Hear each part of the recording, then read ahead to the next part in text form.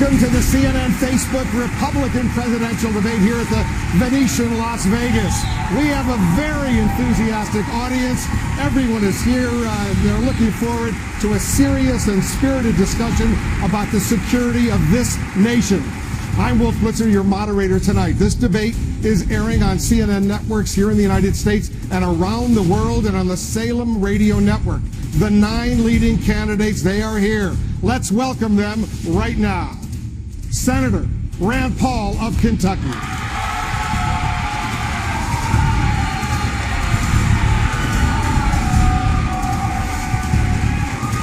New Jersey Governor Chris Christie.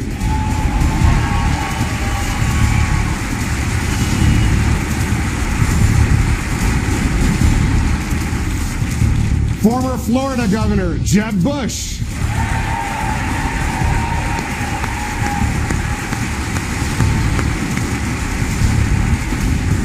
Senator Ted Cruz of Texas.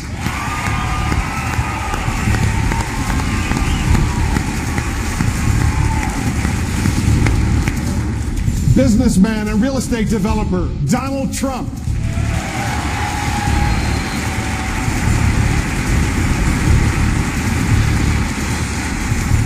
Retired neurosurgeon Dr. Ben Carson.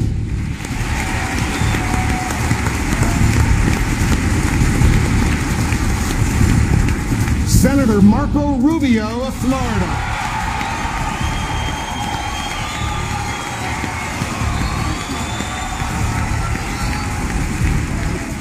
Former Hewlett-Packard CEO Carly Fiorina.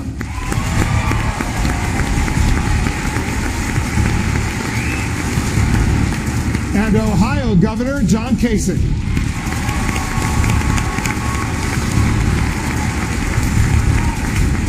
Ladies and gentlemen, welcome these Republican candidates for President of the United States.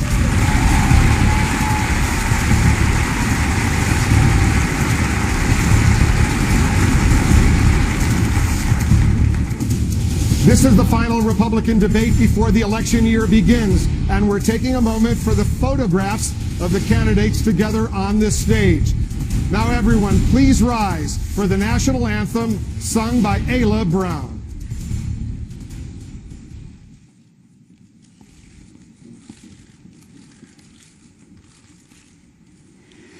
Oh, say, can you see by the dawn's early light what so proudly we hailed at the twilight's last gleaming, whose broad stripes and bright stars through the perilous fight o'er the ramparts we watched were so gallantly streaming, and the rocket's red glare, the bombs bursting in air, gave proof through the night that our flag was still there. Oh, say does that star-spangled banner yet wave o'er the land of the free and the home of the brave?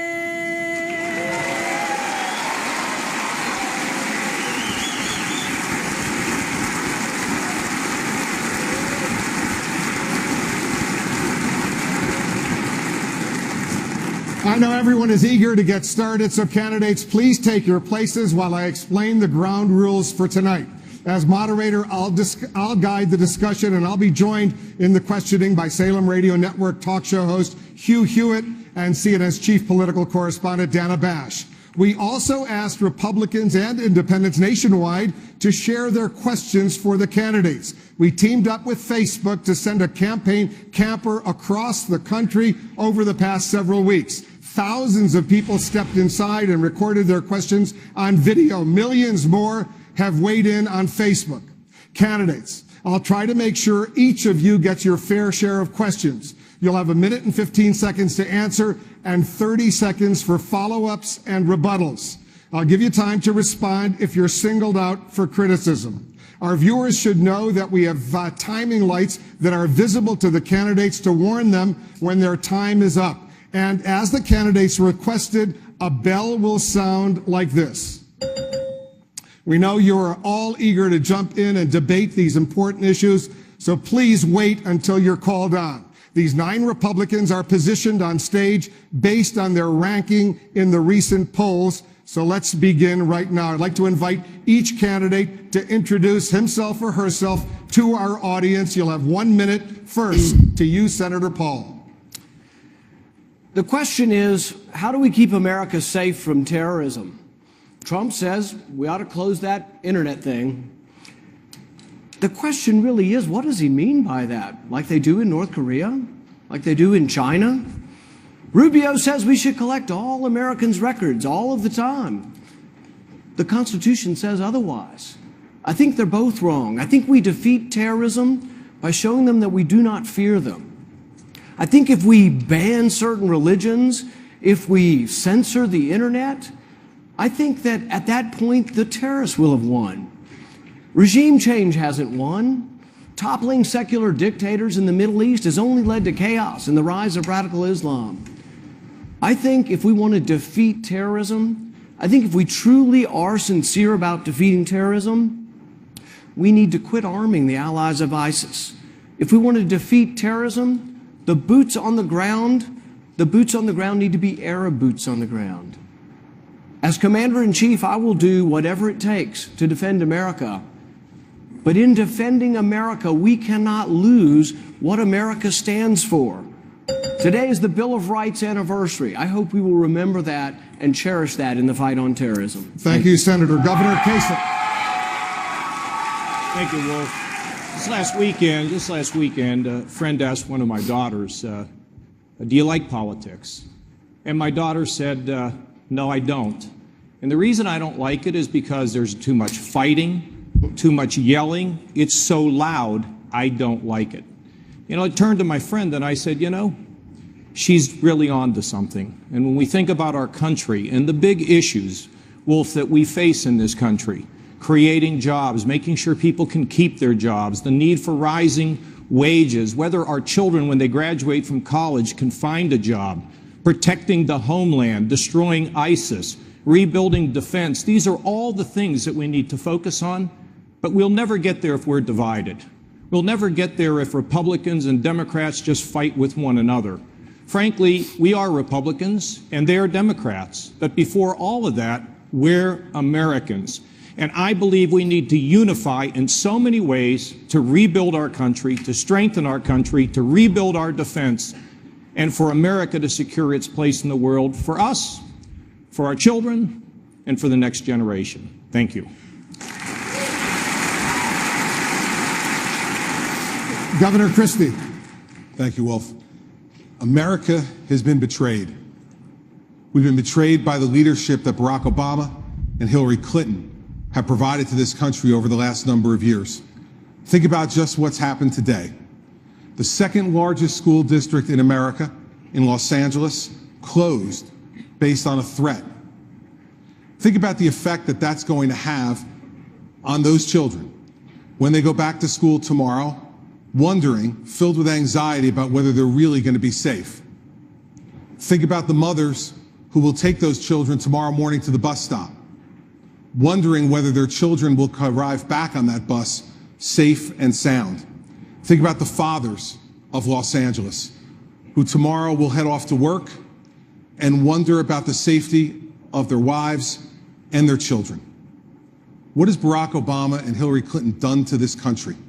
That the most basic responsibility of an administration is to protect the safety and security of the American people. I will tell you this, I'm a former federal prosecutor. I fought terrorists and won. And when we get back in the White House, we will fight terrorists and win again, and America will be safe.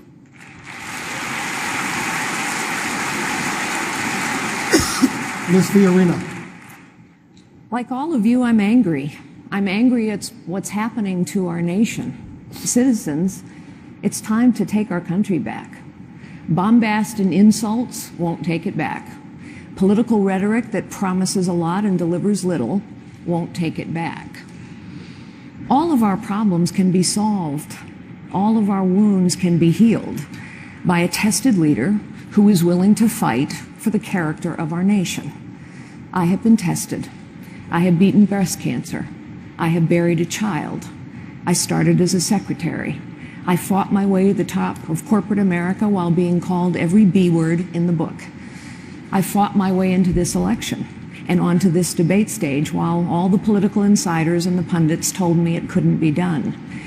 I've been told no all my life, and all my life I've refused to accept no as an answer.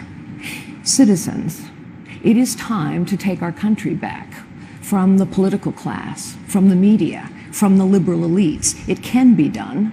It must be done. Join me, and we will get it done.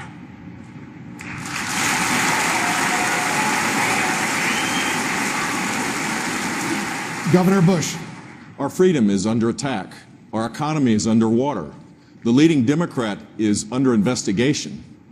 And America is under the gun to lead the free world to protect our civilized way of life. Serious times require strong leadership. That's what's at stake right now. Regarding national security, we need to restore the defense cuts of Barack Obama, to rebuild our military, to destroy ISIS before it destroys us. Regarding economic security, we need to take power and money away from Washington, D.C., and empower American families so that they can rise up again. Look, America still is an exceptional country. We love to lead and we love to win. And we do it when we take on any challenge and when we support our friends. As president, I will keep you and our country safe, secure, and free. Thank you.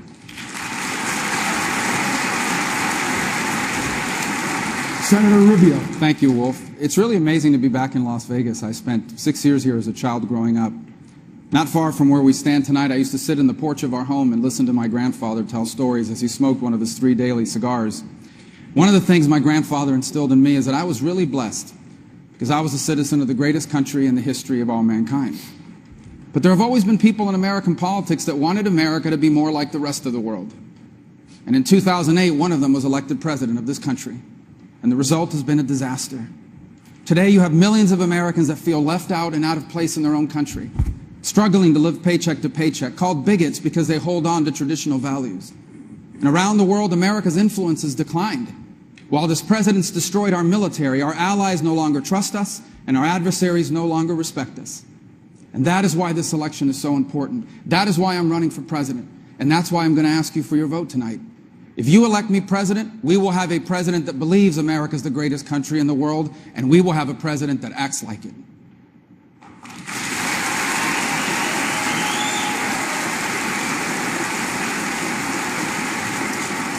Senator Cruz.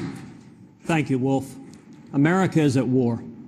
Our enemy is not violent extremism. It is not some unnamed malevolent force. It is radical Islamic terrorism. We have a president who is unwilling to utter its name. The men and women on this stage, every one of us, is better prepared to keep this nation safe than is Barack Obama or Hillary Clinton. We need a president who understands the first obligation of the commander-in-chief is to keep America safe. If I am elected president, we will hunt down and kill the terrorists. We will utterly destroy ISIS.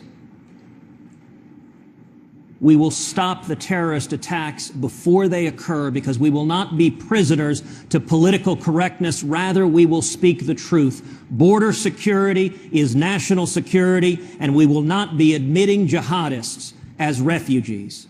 We will keep America safe.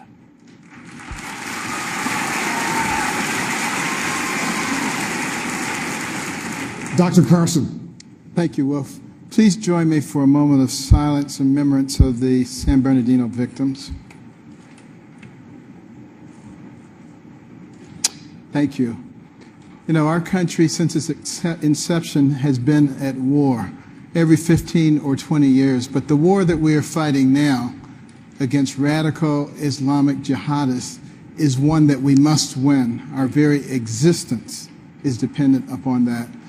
You know, as a pediatric neurosurgeon, I frequently faced life and death situations and had to come up with the right diagnosis, the right plan, and execute that plan, frequently with other colleagues. Right now, the United States of America is the patient, and the patient is in critical condition and will not be cured by political correctness and will not be cured by timidity.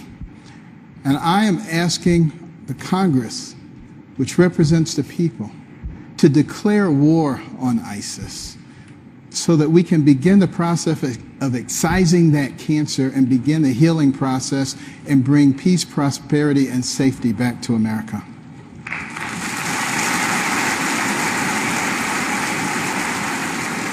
Mr. Trump. Thank you. I began this journey 6 months ago. My total focus was on building up our military, building up our strength, building up our borders, making sure that China, Japan, Mexico, both at the border and in trade, no longer takes advantage of our country. Certainly would never have made that horrible, disgusting, absolutely incompetent deal with Iran, where they get $150 billion. They're a terrorist nation. But I began it talking about other things, and those things are things I'm very good at, and maybe that's why I'm center stage. People saw it, people liked it, people respected it. A month ago, things changed. Radical Islamic terrorism came into effect even more so than it has been in the past. People like what I say, people respect what I say, and we've opened up a very big discussion that needed to be opened up. Thank you very much.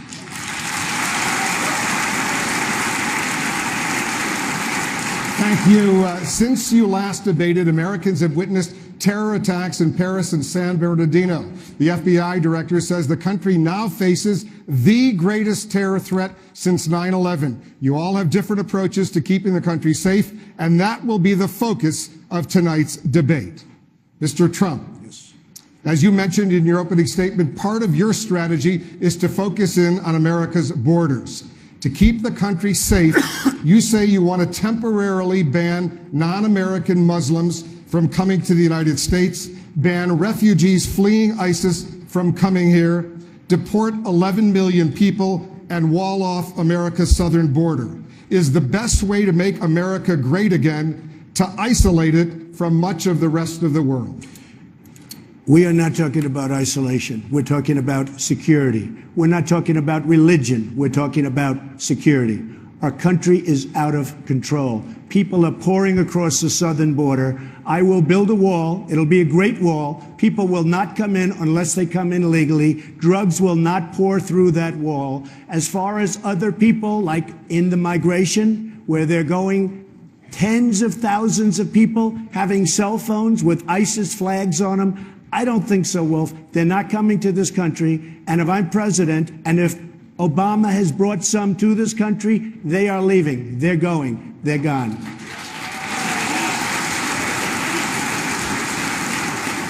Governor Bush, you called Mr. Trump unhinged when he proposed banning non-American Muslims from the United States. Why is that unhinged? Well, first of all, we need to destroy ISIS in the caliphate.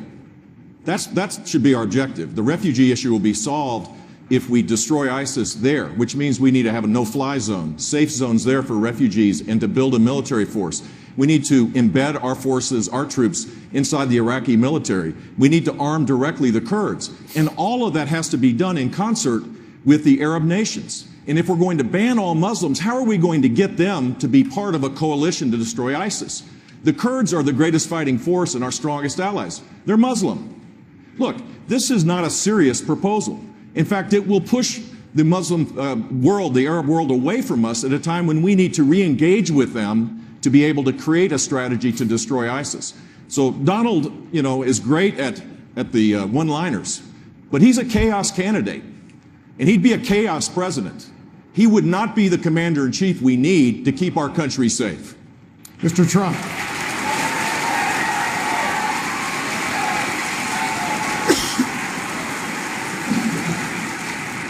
Jeb doesn't really believe I'm unhinged. He said that very simply because he has failed in this campaign. It's been a total disaster. Nobody cares. And frankly, I'm the most solid person up here. I built a tremendous company, and all I want to do is make America great again. I don't want our country to be taken away from us, and that's what's happening. The policies that we've suffered under other presidents have been a disaster for our country. We want to make America great again. And Jeb, in all fairness, he doesn't believe that. Look, he mentioned me. I can talk to him. This is the problem. Banning all Muslims will make it harder for us to do exactly what we need to do, which is to destroy ISIS. We need a strategy. We need to get the lawyers off the back of the war fighters. Right now, under President Obama, we've created this standard that is so high that it's impossible to be successful in fighting ISIS. We need to engage with the Arab world to make this happen. It is not a serious proposal to say that to the people that you're asking for their support, that they can't even come to the country to even engage in a dialogue with us. That's not a serious proposal. We need a serious leader to deal with this, and I believe I'm that guy. Senator Rubio, I'm going to go to Senator Rubio and get his thoughts. So you have said banning Muslims is unconstitutional, but according to a recent ABC News Washington Post poll, a majority of Republicans support Mr. Trump's idea. Why are they wrong? Well, I understand why they feel that way, because this president hasn't kept us safe. The problem is we had an attack in San Bernardino, and we were paying attention to the most important issue we have faced in this country in a decade, since 9/11, and then all the talk was about this proposal, which isn't going to happen. But this is what's important to do. We must deal frontally with this threat of radical Islamists, especially from ISIS. This is the most sophisticated terror group that has ever threatened the world or the United States of America. They are actively recruiting Americans. The attacker in San Bernardino was an American citizen. Born and raised in this country, he was a health inspector, had a newborn child, and left all that behind to kill 14 people. We also understand that this is a group that's growing in its governance of territory. It's not just Iraq and Syria. They are now a predominant group in Libya.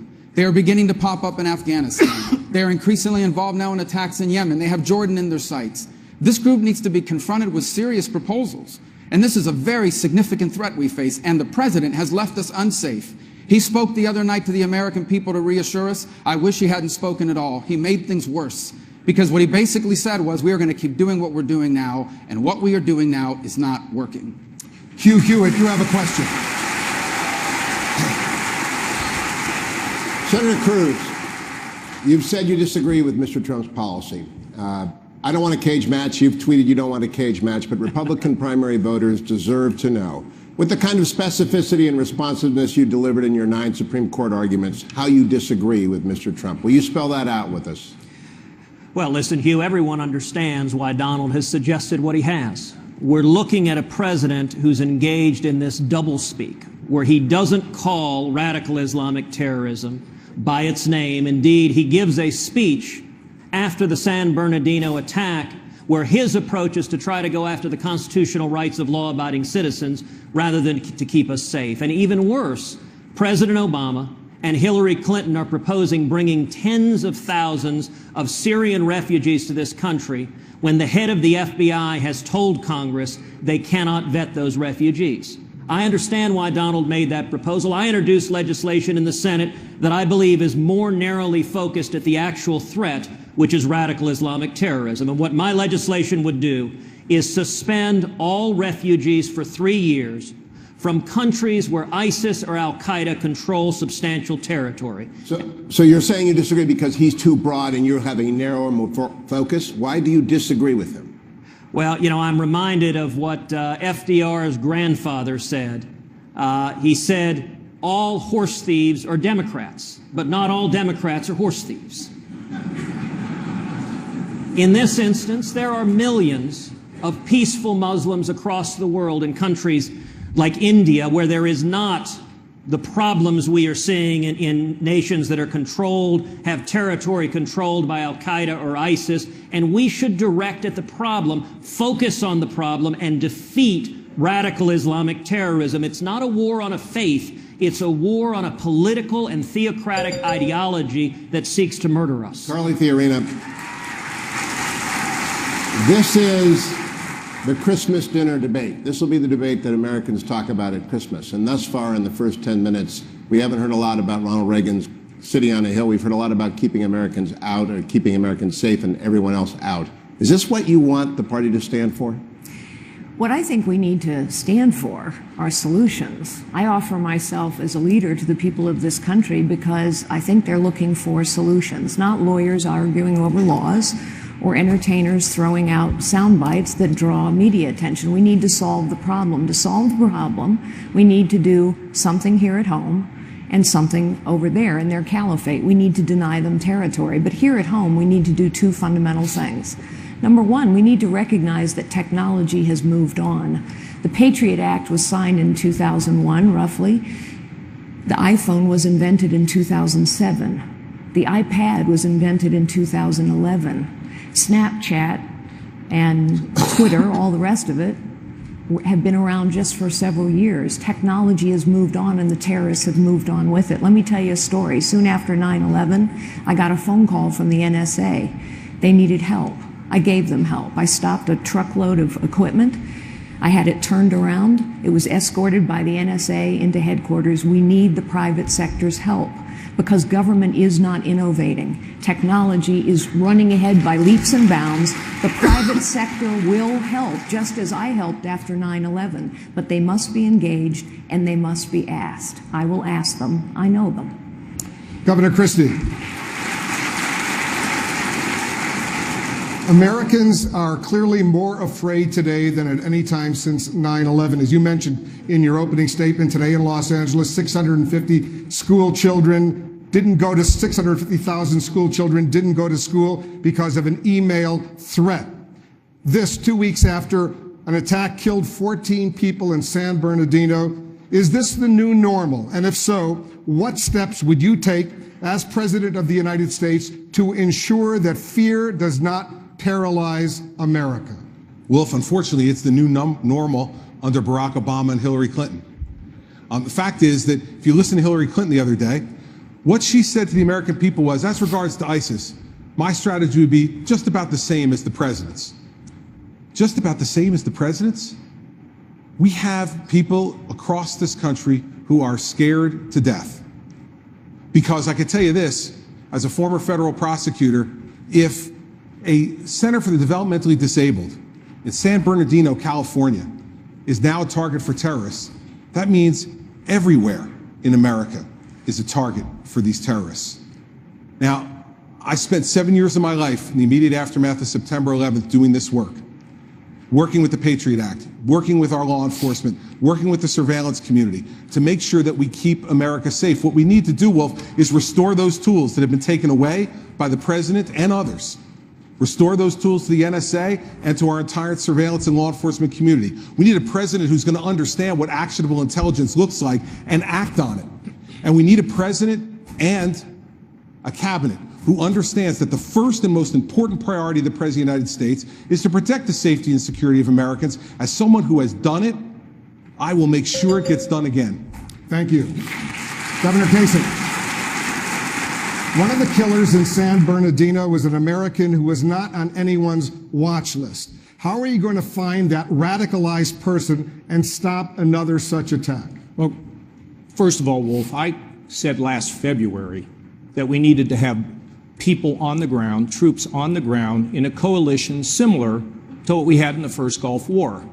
I remember when the Egyptian ambassador to the United States stood in the Rose Garden and pledged Arab commitment to removing Saddam Hussein from Kuwait. Before we came out here tonight, I am told the Saudis have organized 34 countries who want to join in the battle against terrorism. First and foremost, we need to go and destroy ISIS. And we need to do this with our Arab friends and our friends in Europe. And when I see they have a climate conference over in Paris, they should have been talking about destroying ISIS because they are involved in virtually every country across this world. Now, you destroy ISIS in a coalition, you get joint intelligence with our European friends, and then here at home, There are things called the Joint Terrorism Task Force, headed by the FBI and made up of local law enforcement, including state police. They need the tools, and the tools involve encryption, where we cannot hear what they're even planning. And when we see red flags, a father, a mother, a neighbor who says we got a problem here, then we have to give law enforcement the ability to listen so they can disrupt these terrorist attacks before they occur. We can do this, but we got to get moving. Pay me now or pay me a lot more later. Thank you. This is the direction we need to go. Thank you. Dana Bash, you have the next question. A crucial question is how to balance surveillance with privacy and keeping Americans safe. Senator Cruz, you voted for a bill that President Obama signed into law just this past June that made it harder for the government to access Americans' phone records. In light of the San Bernardino attack, was your vote a mistake? Well, Dana, the premise of your question is not accurate. I'm very proud to have joined with conservatives in both the Senate and the House to reform how we target bad guys. And what the USA Freedom Act did is it did two things. Number one, it ended the federal government's bulk collection of phone metadata of millions of law-abiding citizens.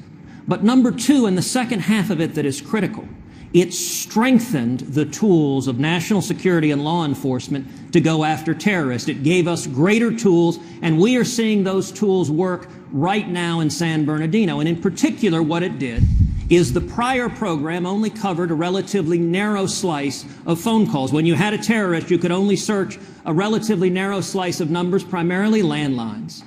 The USA Freedom Act expands that, so now we have cell phones, now we have internet phones, now we have the phones the terrorists are likely to use, and the focus of law enforcement is on targeting the bad guys. You know what the Obama administration keeps getting wrong is whenever anything bad happens, they focus on law-abiding citizens instead of focusing on the bad guys. We need to focus on radical Islamic terrorists, and we need to stop them before they carry out acts of terror. Thank you. Senator Rubio, Senator Cruz is right. There was bipartisan support for that, but you voted against it. So is Senator Cruz wrong? He is, and so are those that voted for it. There were some that voted for it because they wanted to keep it alive, and they were afraid the whole program would expire. Here's the world we live in. This is a radical jihadist group that is increasingly sophisticated in its ability, for example, to radicalize American citizens, in its ability to exploit loopholes in our legal immigration system, in its ability to capture and hold territory in the Middle East, as I outlined earlier, in multiple countries. This is not just the most capable, it is the most sophisticated terror threat we have ever faced. We are now at a time when we need more tools, not less tools. And that tool we lost, the metadata program, was a valuable tool that we no longer have at our disposal. Senator Cruz? Well, I would note that Marco knows what he's saying isn't true. You know, Mark Levin wrote a column last week that says that the attack ads his super PAC is running that are saying the same thing, that they are knowingly false, and they are in fact Alinsky-like attacks like Barack Obama. And the reason is simple. What he knows is that the old program covered 20 to 30% of phone numbers to search for terrorists. The new program covers nearly 100%. That gives us greater ability to stop acts of terrorism, and he knows that's the case. Dana, may I interject? Senator, let me be Rubio, very please careful in respond. answering this, because I don't think national television in front of 15 million people is the place to discuss classified information. So let me just be very clear. There is nothing that we are allowed to do under this bill that we could not do before. This bill did, however, take away a valuable tool that allowed the National Security Agency and other intelligence agencies to quickly and rapidly access phone records and match them up with other phone records to see who terrorists have been calling. Because I promise you, the next time there is an attack on this country, the first thing people are going to want to know is, why didn't we know about it and why didn't we stop it? And the answer better not be because we didn't have access to records or information that would have allowed us to identify these killers before they attacked us. Senator Paul, I know this has been a very big issue for you. You hear many of your colleagues are calling for increased surveillance by law enforcement. You call that hogwash. Why is that hogwash? You know, I think Marco gets it completely wrong here. We are not any safer through the bulk collection of all Americans' records. In fact, I think we're less safe. We get so distracted by all of the information, we're not spending enough time getting specific information on terrorists. The other thing is the one thing that might have stopped Senator Bernardino, that might have stopped 9/11, would have been stricter controls on those who came here. And Marco has opposed at every point increased security, border security for those who come to our country. On his Gang of Eight bill, he would have liberalized immigration, but he did not, and he steadfastly opposed any new border security requirements for refugees or students. Last week, I introduced another bill saying we need more security, we want more scrutiny. Once again, Marco opposed this. So Marco can't have it both ways. He thinks he wants to be this, oh, I'm great and strong on national defense, but he's the weakest of all the candidates on immigration. He is the one for an open border that is leaving us defenseless. If we want to defend the country, we have to defend against who's are coming in. And Marco has more of an allegiance to Chuck Schumer and to the liberals than he does to conservative policy.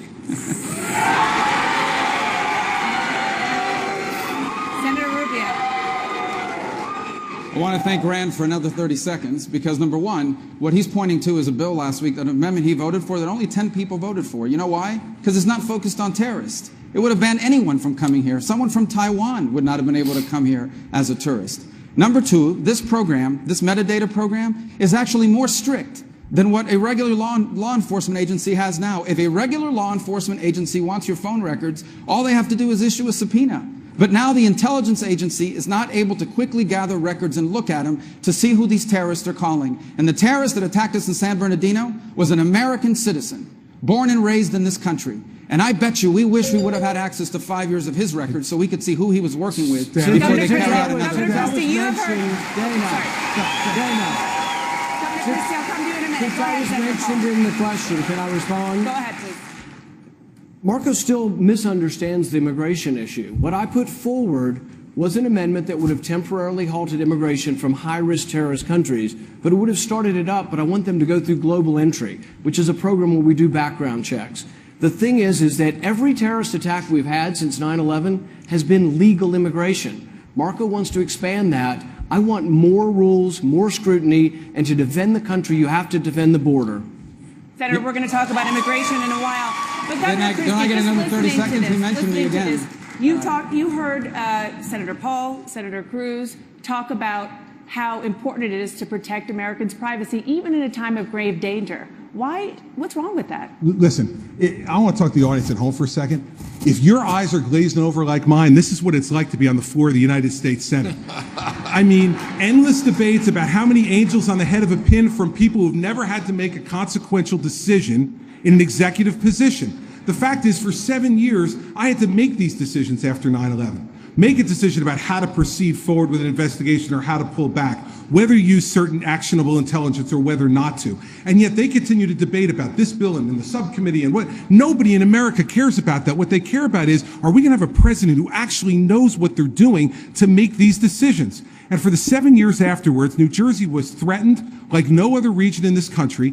And what we did was we took actions within the Constitution to make sure that law enforcement had all the information they needed. We prosecuted 2 of the biggest terrorism cases in the world and stopped Fort Dix from being attacked by 6 American radicalized Muslims from a mosque in New Jersey because we worked with the Muslim American community to get intelligence, and we used the Patriot Act to get other intelligence to make sure we did those cases. This is the difference between actually having been a federal prosecutor, actually doing something, and just spending your life as one of 100 debating it. Let's talk about how we do this, not about which bill each one of these guys likes more. The American people don't care about that. Thank you. Dr. Carson, you're in favor of monitoring mosques and schools where there is anti-American sentiment. What do you consider anti-American? Well, first of all, let me just complain a little bit. This is the first time I've spoken, and several people have had multiple questions, so please try to pay attention to that.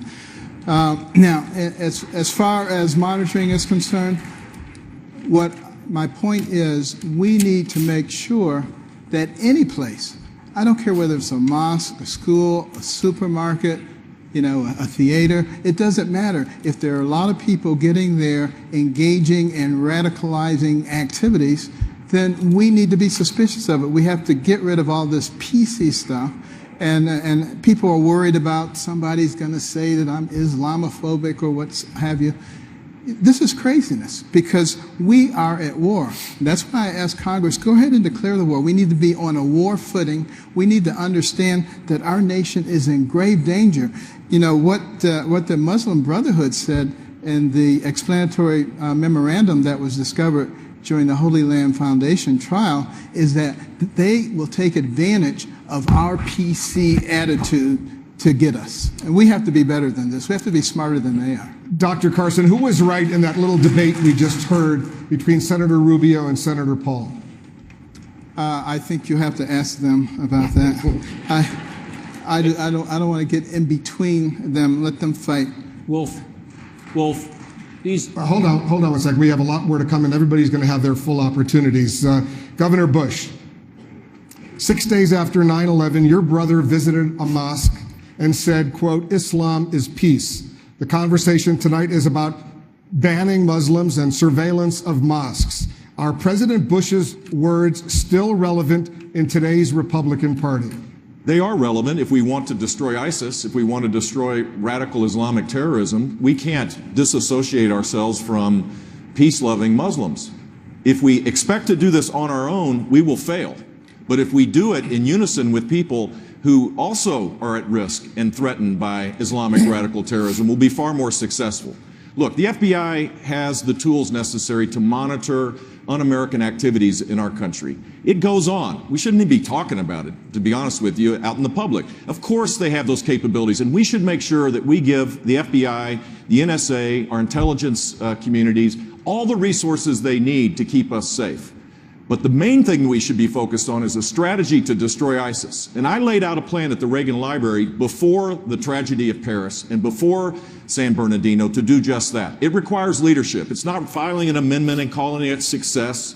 It is developing a strategy, leading the world, funding it to make sure that we have a military that's second to none, and doing the job and making sure that we destroy ISIS there. That's how you keep America safe.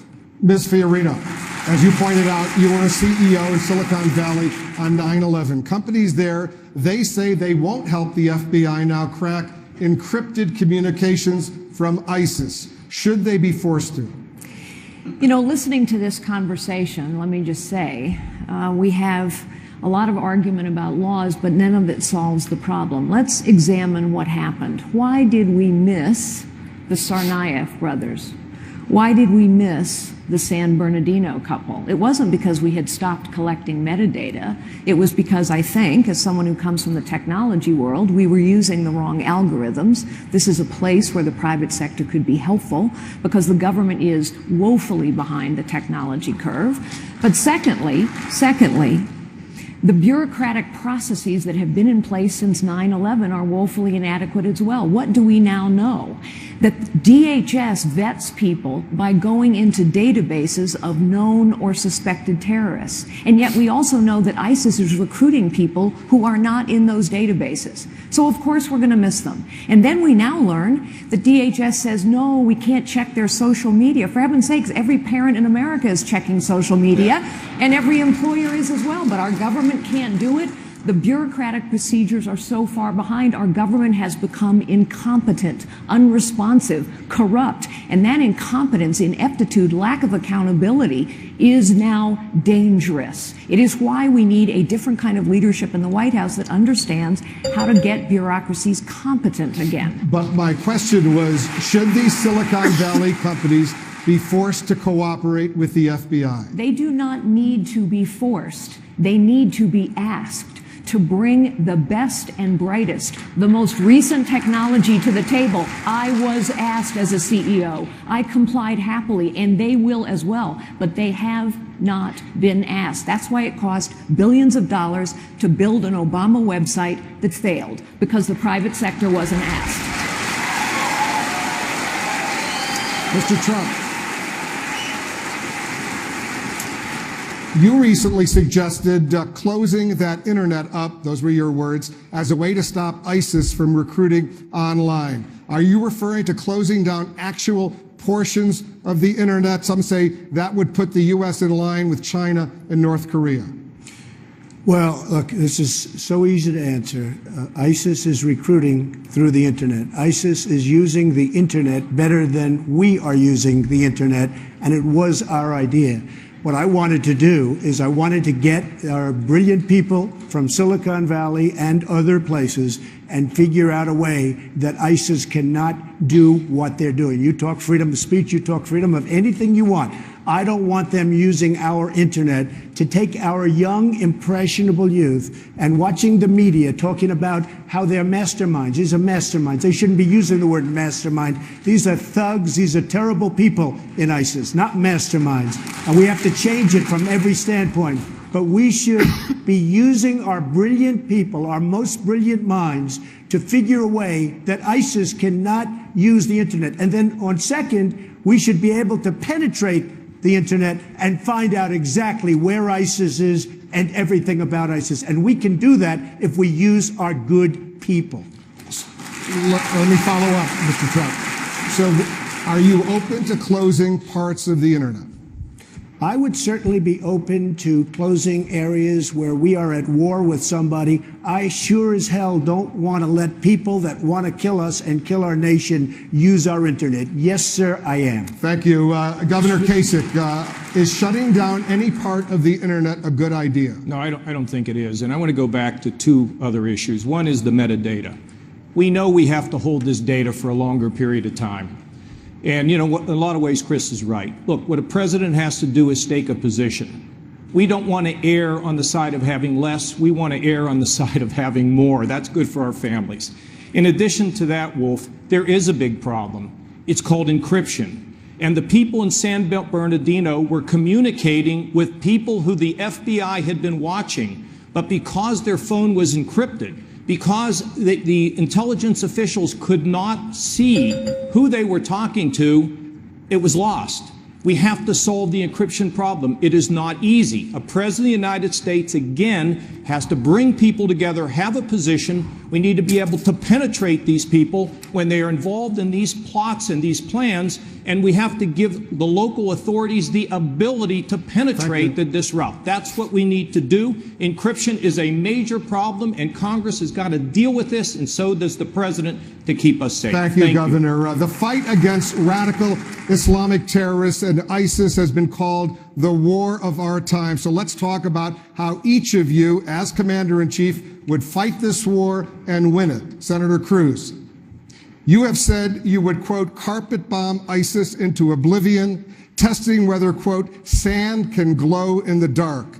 Does that mean leveling the ISIS capital of Raqqa in Syria, where there are hundreds of thousands of civilians? What it means is using overwhelming air power to utterly and completely destroy ISIS. To put things in perspective, in the first Persian Gulf War, we launched roughly 1,100 air attacks a day. We carpet bombed them for 37 days, saturation bombing, after which our troops went in and in a day and a half mopped up what was left of the Iraqi army. Right now, Obama is launching between 15 and 30 air attacks a day. It is photo op foreign policy. We need to use overwhelming air power. We need to be arming the Kurds. We need to be fighting and killing ISIS where they are. And let me go back to the earlier discussion a minute ago. It's not a lack of competence that is preventing the Obama administration from stopping these attacks. It is political correctness. We didn't monitor the Facebook posting of the female San Bernardino terrorist because the Obama DHS thought it would be inappropriate. She made a public call to jihad, and they didn't target it. The Tsarnaev brothers, the elder brother, made a public call to jihad, and the Obama administration didn't target it. Nidal Hassan communicated with Anwar al-Awlaki, a known radical cleric, asked about waging jihad against his fellow soldiers. The problem is, because of political correctness, the Obama administration, like a lot of folks here, want to search everyone's cell phones and emails and not focus on the bad guys, and political correctness is killing people. Thank you. To be clear, Senator Cruz, would you carpet bomb Raqqa, the ISIS capital, where there are a lot of civilians? Yes or no? You would carpet bomb where ISIS is, not a city, but the location of the troops. You use air power directed, and you have embedded special forces to direct the air power. But the object isn't to level a city. The object is to kill the ISIS terrorists, to make it, listen, ISIS is gaining strength because the perception is that they're winning, and President Obama fuels that perception. That will change when militants across the globe see that when you join ISIS, that you are giving up your life, you are signing your death warrant, and we need a president who is focused on defeating every single ISIS terrorist and protecting the homeland, which should be the first priority. Thank you, Senator. Senator Rubio. You've been critical of Senator Cruz's strategy. You say his voting record doesn't match his rhetoric. Why? Well, let me begin by saying that we have to understand who ISIS is. ISIS is a radical Sunni group. They cannot just be defeated through airstrikes. Airstrikes are a key component of defeating them, but they must be defeated on the ground by a ground force. And that ground force must be primarily made up of Sunni Arabs themselves. Sunni Arabs that reject them ideologically and confront them militarily. We will have to embed additional American special operators alongside them to help them with training, to help them conduct special missions, and to help improve the airstrikes. The airstrikes are important, but we need to have an Air Force capable of it. And because of the budget cuts we are facing in this country, we are going to be left with the oldest and the smallest Air Force we have ever had. We have to reverse those cuts, in addition to the cuts to our Navy and in addition to the cuts to our Army as well. And beyond that, I would say we must win the information war against ISIS. Every war we have ever been involved in has had a propaganda informational aspect to it. ISIS is winning the propaganda war. They are recruiting people, including Americans, to join them with the promise that they are joining this great apocalyptic movement that is going to defeat the West. We have to show what life is really like in ISIS territory, and we have to show them why ISIS is not invincible by going out and conducting these attacks and publicizing them to those who they recruit. Because I asked the question, Senator, because you said this. You said he, referring to Senator Cruz, voted against the Defense Authorization Act every year that it came up, and I assume that if he voted against it, he would veto it as president. That's the bill that funds our troops. That is accurate. 3 times he voted against the Defense Authorization Act, which is a bill that funds the troops. It also, by the way, funds the Iron Dome and other important programs. And I have to assume that if you vote against it in the Senate, you would also veto it as president. He has also supported, by the way, a budget that is called the containment budget. And it is a budget that would radically reduce the amount of money we spend on our military. You can't carpet bomb ISIS if you don't have planes and bombs to attack them with. And if we continue those cuts that we're doing now, not to mention additional cuts, we are going to be left with the oldest and the smallest Air Force this country has ever had. And that leaves us less safe. Senator Cruz. Well, you know, Marco has continued these attacks, and he knows they're not true. Yes, it is true that I voted against the National Defense Authorization Act because when I campaigned in Texas, I told voters in Texas that I would oppose the federal government having the authority to detain U.S. citizens permanently with no due process. I have repeatedly supported an effort to take that out of that bill, and I honored that campaign commitment. But more broadly, you know, the notion Marco is suggesting that somehow he also has tossed more than a few insults this direction. Let's be absolutely clear. ISIS and radical Islamic terrorism will face no more determined foe than I will be. We will utterly destroy them by targeting the bad guys. And one of the problems with Marco's foreign policy is he has far too often supported Hillary Clinton and Barack Obama undermining governments in the Middle East that have helped radical Islamic terrorists. We need to focus on killing the bad guys, not getting stuck in Middle Eastern civil wars that don't keep America safe. Senator Rubio. Yeah, 3 points of distinction. The first is, if you're an American citizen and you decide to join up with ISIS, we're not going to read you your Miranda rights. You're going to be treated as an enemy combatant, a member of an army attacking this country. Number 2, we do need our defense capabilities. It is a fact that the cuts we are facing today and the cuts that Senator Cruz would have supported would leave us with an even smaller Air Force and a smaller Navy than the one we are going to be left with. And the final point that I would make is Hillary Clinton and Barack Obama's strategy is to lead from behind. It sounds like what he's outlining is not to lead at all. We cannot continue to outsource foreign policy. We must lead. We are the most powerful nation in the world. We need to begin to act like it again. We're going to have much more on this. We're going to have much more on this, but I want to move now back to Mr. Trump. Legislation, hold on. This legislation on indefinite detention, I think deserves a little more attention. We have a lot to discuss. I want to move to Mr. Trump right now. We have a question on this war against ISIS and how you would fight and win this war. Here's the question from Facebook. Listen to this. I'm Josh Jacob from Georgia Tech. Recently, Donald Trump mentioned that we must kill the families of ISIS members. However, this violates the principle of distinction between civilians and combatants in international law. So my question is, how would intentionally killing innocent civilians set us apart from ISIS? Mr. Trump.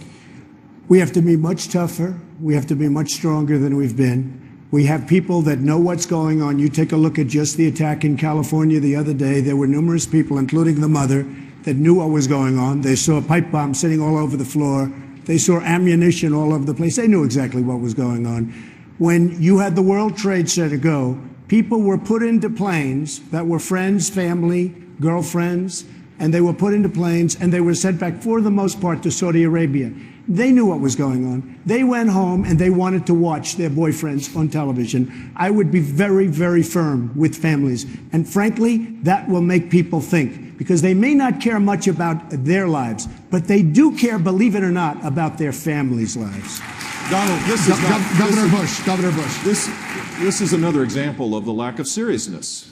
Look, this is troubling because we're at war. They've declared war on us, and we need to have a serious strategy to destroy ISIS. But the idea that that is a solution to this is just crazy. It makes no sense to suggest this. Look, 2 months ago, Donald Trump said that ISIS was not our fight. Just 2 months ago. He said that Hillary Clinton would be a great negotiator with Iran. And he gets his foreign policy experience from the shows. Come on, that is not a serious kind of candidate. We need someone that thinks this through, that can lead our country to safety and security. Mr. Trump. Look, the problem is we need toughness. Honestly, I think Jeb is a very nice person. He's a very nice person, but we need tough people. We need toughness. We need intelligence, and we need tough. Jeb said when they come across the southern border, they come as an act of love. You said in September 30th that ISIS was not a Am I not talking or are you talking, Jeb? I'm talking right now. I'm talking. You can go back. You're not talking. You interrupted me, September Jeb. 30th, Are you going to you said apologize, Jeb? No. Am I allowed to finish? Yes, one at a time. Excuse Go ahead, me. Am I allowed to finish? Go ahead, Mr. Trump. So, little of your again, own medicine there. I know you're trying to build Bush, up your energy, please. Jeb, but it's not working. One at a very time. well. Look. We need a toughness. We need strength. We're not respected as a nation anymore. We don't have that level of respect that we need. And if we don't get it back fast, we're just going to go weaker, and just disintegrate. We can't allow that to happen. We need strength. We don't have it. When Jeb comes out and he talks about the border, and I saw it, and I was witness to it, and so was everyone else, and I was standing there, they come across as an act of love. He's saying the same thing right now with radical Islam. And we can't have that in our country. It just won't work. We need strength. Governor Bush. Donald, you're not going to be able to insult your way to the presidency. That's not going to happen. And I do have the strength.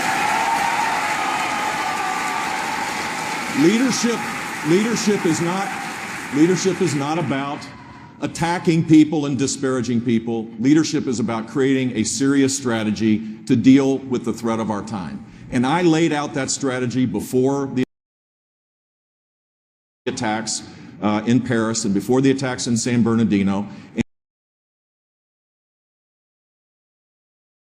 And we will never be great again. All right, Hugh Hewitt at Danabash. Hugh, go ahead with the next question.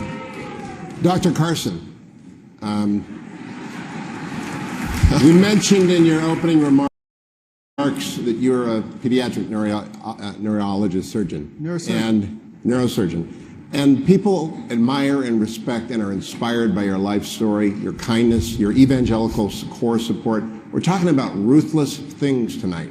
Carpet bombing, toughness, war. And Dr. Carson,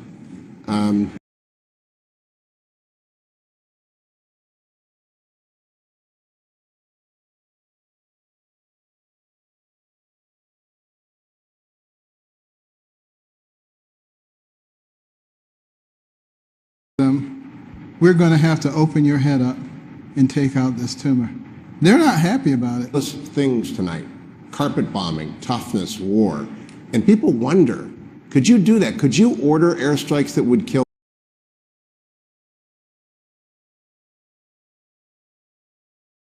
If you go ahead and finish the job rather than death by 1,000 pricks. So you are okay with the deaths of thousands of innocent children and civilians? It's like... You got it. You got it. That is what war...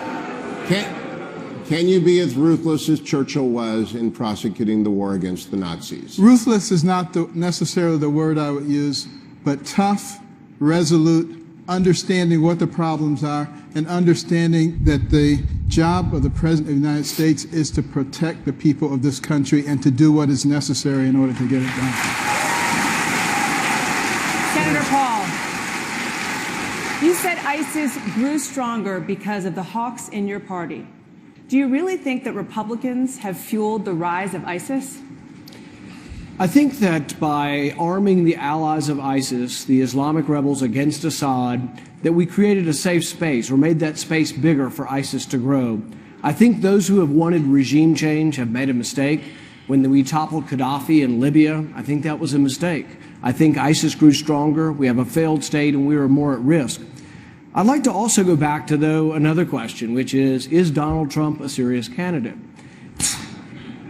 The reason I ask this is if you're going to close the internet, realize, America, what that entails. Bigger for ISIS to grow. I think those who have wanted regime change have made a mistake. When we toppled Gaddafi in Libya, I think that was a mistake. I think ISIS grew stronger, we have a failed state, and we were more at risk. Whoever you are that think you're going to support Donald Trump, do you believe in the Constitution?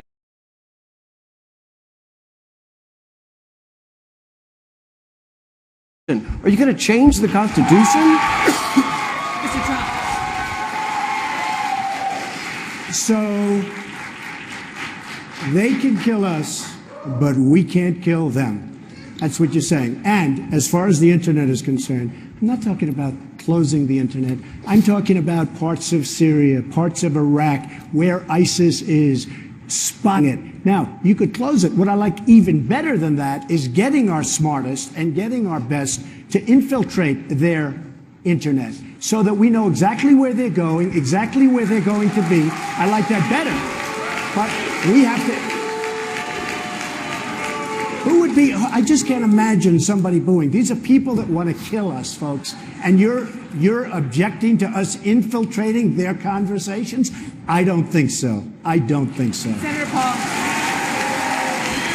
Senator Paul, I want to go back to my initial question, which is you saying that ISIS grew stronger because of hawks in your party. And do you think that your own party, the people who you're describing, are responsible for the rise of ISIS? I think... People who you're describing are responsible for the rise of ISIS. I think that if you believe in regime change, you're mistaken. In 2000...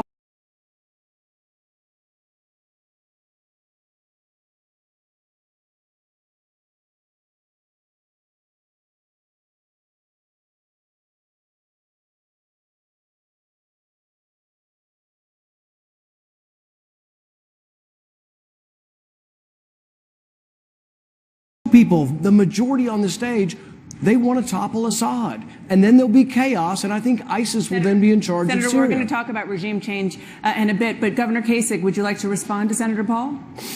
Yeah, let me just suggest to everybody, and I hear, last February, I said we needed to have people on the ground in a coalition with Europe and our allies. This is not going to get done just by working with the Sunnis, and it is not going to get done if we just embed a few people. We have to go massively like we did in the first Gulf War, where we destroyed Saddam's ability to take Kuwait. We need to have a coalition that will stand for nothing less than the total destruction of ISIS, and we have to be the leader. We can't wait for anybody else. I served on the Armed Services Committee for 18 years, and we must lead or the job won't get done, unfortunately, for our... We must lead or the job won't get done, unfortunately, for our country. Thank you, Governor. Senator Rubio, let's continue this conversation. This is a critically important issue. I hope at some point you're going to ask me my strategy for defeating ISIS. We have a lot of time, Ms. Fiorina. I want to get Senator Rubio right. August, what makes you think They are willing to fight on the ground if they're not even willing to fight from the air. Well, they most certainly will have to be worked on to provide more than what they are doing now. There's no doubt about it. And there's one major reason why they have not been willing to be a broader part of the coalition, and that is they have lost complete trust and confidence in this president. This president cut a deal with their mortal enemy, the Shia, in Iran. And this is the reason why they no longer trust this president or are willing to work alongside them. But they have as much invested in this as we do, in fact, more so. For it is the king of Saudi Arabia they want to behead first. It's the king of Jordan that they want to dethrone. They want to go into Egypt, like the way they've already gone into Libya. And on another point we need to talk about, Assad is one of the main reasons why ISIS even exists to begin with. Assad is a puppet of Iran. And he has been so brutal towards the Sunni within Syria that he created the space that led for the people of Syria themselves to stand up and try to overthrow him. That led to the chaos, which allowed ISIS to come in and take advantage of that situation and grow more powerful. And the fact that this president led from behind meant there were no alternative groups on the ground to be empowered, leaving ISIS the prime operating space they needed to become the force they have now become. Thank you, Senator. Stand by. Ms. Fiorina. The former Defense Secretary Bob Cates says the chances of getting Sunni Arab forces on the ground to get the job done, his words, chances very remote. What's your strategy? Well, first, I'll just point out that talking tough is not the same as being strong. And to wage war, we need a commander-in-chief who has made tough calls in tough times and stood up to be held accountable over and over, not first-term senators who never made an executive decision in their life. One of the things I would immediately do, in addition to defeating them here at home, is bring back the warrior class, Petraeus, McChrystal, Mattis, Keene, Flynn. Every single one of these generals I know, every one was retired early because they told President Obama things that he didn't want to hear. We must have Sunni Arabs involved in this coalition. We must commit leadership, strength, support, and resolve. I'll just add that Margaret Thatcher once said, if you want something talked about, ask a man. If you want something done, ask a woman. Thank you. Governor Christie, what's your strategy? Well, you sit up here and you listen to this stuff and you think that so many of these people who have had so much to do in this national debate they talk like they were bystanders. We talk about our military being degraded over time, and yet we've had folks on the stage who've been a part of Congress who have participated in sequester, who participated in the degrading of this military over time. And that's why I think people get so frustrated with Washington, D.C. now. That's why they're so angry with the electorate, so angry with everybody who's involved in government in Washington, D.C. Because if you listen to the folks up here, you would think that they weren't even there, that they had nothing to do with this. This is the difference between being a governor and being in a legislature. See, because when something doesn't work in New Jersey, they look at me, say, why didn't you get done? Why didn't you do it? You have to be responsible and accountable. And so on ISIS, let's be clear. The president needs to be a force that is trusted in the world. And on this, I agree with Marco. This president's not trusted. If you're the king of Jordan, if you're in the royal family in Saudi Arabia, and he's made this deal with Iran, which gives them $150 billion to wage a war and try to extend their empire across the Middle East, why would you want to do it now? But I will tell you this, when I stand across from King Hussein of Jordan, I say to him, you have a friend again, sir, who will stand with you to fight this fight. He'll change his mind. Dr. Carson, what's your strategy? Well, first of all, I've been talking about this for over a year. We have to destroy their caliphate because that gives them the legitimacy to go ahead with the global jihad. We have to take their energy because ISIS is the richest terrorist organization there is. Take their oil, shut down all the mechanisms whereby they can disperse money because they go after disaffected individuals from all over the place, and they are able to pay them. That makes a difference.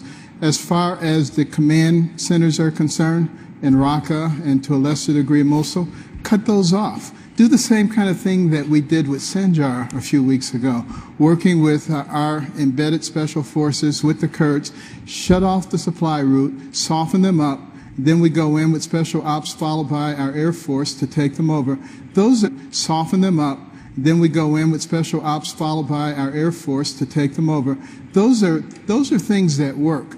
But also, You know, this whole concept of boots on the ground, you know, we've got a phobia about boots on the ground. If our military experts say we need boots on the ground, we should put boots on the ground and recognize there will be boots on the ground, and they'll be over here, and they'll be their boots if we don't get them out of there now. Thank you. Everyone stand by. We're only just beginning. Coming up, which candidates on this stage tonight want to move U.S. foreign policy in a dramatically new direction? We'll be right back.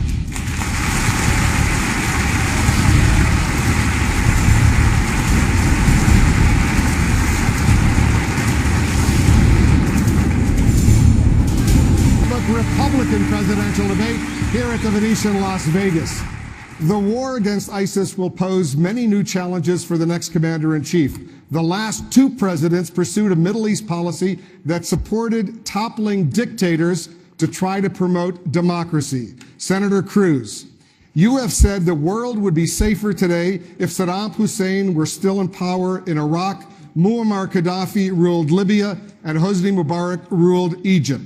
So would it be your policy to preserve dictatorships rather than promoting democracy in the Middle East? Wolf, I believe in an America first foreign policy, that far too often President Obama and Hillary Clinton, and unfortunately more than a few Republicans, have gotten distracted from the central focus of keeping this country safe. So let's go back to the beginning of the Obama administration, when Hillary Clinton and Barack Obama led NATO in toppling the government in Libya. And they did it because they wanted to promote democracy. A number of Republicans supported them. The result of that, and we were told then that there were these moderate rebels that would take over. Well, the result is Libya is now a terrorist war zone run by jihadists. Move over to Egypt. Once again, the Obama administration, encouraged by Republicans, toppled Mubarak, who had been a reliable ally of the United States, of Israel, and in its place, Morsi and the Muslim Brotherhood came in, a terrorist organization. And we need to learn from history. These same leaders, Obama, Clinton, and far too many Republicans, want to topple Assad. Assad is a bad man. Gaddafi was a bad man. Mubarak had a terrible human rights record, but they were assisting us, at least Gaddafi and Mubarak, in fighting radical Islamic terrorists. And if we topple Assad, the result will be ISIS will take over Syria, and it will worsen U.S. national security interests. And the approach, instead of being a Woodrow Wilson democracy promoter, we ought to hunt down our enemies and kill ISIS rather than creating opportunities for ISIS to take control of new countries. Thank you, Senator. Senator Rubio. You supported the removal of Muammar Gaddafi in Libya. Now that country is in turmoil as ISIS is clearly growing there. Senator Cruz says you haven't learned your lesson. Do you have any regrets for supporting President Obama's intervention in Libya? To begin with, Muammar Gaddafi and the revolt against Gaddafi was not started by the United States. It was started by the Libyan people. And the reason why I argue we needed to get involved is because he was going to go one way or the other. And my argument then was proven true, and that is the longer that civil war took, the more militias would be formed, and the more unstable the country would be after the fact. As far as Muammar Gaddafi is concerned, by the way, Muammar Gaddafi is the man that killed those Americans over Lockerbie, Scotland. Muammar Gaddafi is also the man that bombed that cafe in Berlin and killed those Marines. And you want to know why Muammar Gaddafi started cooperating on his nuclear program? Because we got rid of Saddam Hussein. And so he got scared that he would be next, and that's why he started cooperating. Look, we will have to work around the world with less than ideal governments. The government in Saudi Arabia is not a democracy, but we will have to work with them. The government in Jordan is not perfect, but we will have to work with them. But anti-American dictators like Assad, who help Hezbollah, who help get those IEDs into Iraq, if they go, I will not shed a tear. Senator Cruz? Well, it's more than not shedding a tear. It's actively getting involved to topple a government. And we keep hearing from President Obama and Hillary Clinton and Washington Republicans that they're searching for these mythical moderate rebels. It's like a purple unicorn. They never exist. These moderate rebels end up being jihadists. And I'll tell you whose view on Assad is the same as mine. It's Prime Minister Netanyahu. Prime Minister Netanyahu has said Israel doesn't have a dog in that fight because Assad is a puppet of Iran, a Shia radical Islamic terrorist, but at the same time, Prime Minister Netanyahu doesn't want to see Syria governed by ISIS, and we need to focus on American interests, not on global aspirations. Everybody stand by for a moment. Governor Kasich, go ahead. I don't understand this thing about Assad. He has to go. Assad is aligned with Iran and Russia. The one thing we want to prevent is we want to prevent Iran being able to extend a Shia crescent all across the Middle East. Assad's got to go, and there are moderates there. There are moderates in Syria who we should be supporting. I do not support a civil war. I don't want to be policemen of the world, but we can't back off of this. And let me tell you, at the end, the Saudis have agreed to put together a coalition inside of Syria to stabilize that country. He must go. It will be a blow to Iran and to Russia. We're going to talk about Assad in a moment. Mr. Trump, are Americans safer with dictators running the world in the Middle East? In my opinion. Go ahead, Mr. Trump. In my opinion, we've spent $4 trillion trying to topple various people that, frankly, if they were there and if we could have spent that $4 trillion in the United States to fix our roads, our bridges, and all of the other problems, our airports, and all of the other problems we have, we would have been a lot better off. I can tell you that right now. We have done a tremendous disservice, not only to the Middle East, we've done a tremendous disservice to humanity. The people that have been killed, the people that have been wiped away, and for what? It's not like we had victory. It's a mess. The Middle East is totally destabilized, a total and complete mess. I wish we had the $4 trillion or $5 trillion. I wish it was spent right here in the United States on our schools, hospitals, roads, airports, and everything else that are all falling apart. Thank you. That is exactly what President Obama said. Go ahead. That's exactly what President Obama has said. I'm amazed to hear that from a Republican presidential candidate. But let's just start. Let's just start with who got it wrong. Who really got it wrong? Hillary Clinton has gotten every foreign policy challenge wrong. The gimmicky red reset button with Vladimir Putin. Recall that she called Bashar al-Assad a positive reformer, and then she opened an embassy. And then later she said over and over and over again, Bashar al-Assad must go, although she wasn't prepared to do anything about it. Recall that Hillary Clinton was all for toppling Muammar Gaddafi, then didn't listen to her own people on the ground. And of course, when she lied about the terrorist attack in Benghazi, she invited more terrorist attacks. Thank you. Mr. Trump. Well, there's nothing to respond to. People feel differently. I mean, the fact is Benghazi was a disaster because of Libya. Everything just fell into place. It could not have been worse. What do we have now? We have nothing. We've spent $3 trillion and probably much more. They have no idea what we spent. Thousands and thousands of lives. We have nothing. Wounded warriors all over the place who I love. We have nothing for it. And by the way, and Ben said, and correctly, and I'm not saying this is a knock, because this is one of the finest men. You're not going to find a finer man. But I've been talking about oil for 3 years. I've been saying, take the oil, take the oil. I didn't say just bomb it. I said take it and use it and distribute it so that the wounded warriors and people. But I've been saying this now for many years. Now, all of a sudden, everybody's saying take the oil. It wasn't so fashionable to take the oil 6 months ago. I've been saying it for years. Dr. Carson, is the Middle East, Dr. Carson, is the Middle East better off with dictators? No one is ever better off with dictators, but there comes a time, you know, when you're on an airplane, they always say, in case of an emergency, oxygen mask will drop down, put yours on first, and then administer help to your neighbor. We need oxygen right now, and we need to start thinking about the needs of the American people before we go and try to solve everybody else's problems. The fact of the matter is the Middle East has been in turmoil for thousands of years. For us to think that we're going to go in there and fix that with a couple of little bombs and a few little declarations is relatively foolish. Governor Bush. Look, I think we're focusing on hold on, Governor Bush. Here's the question.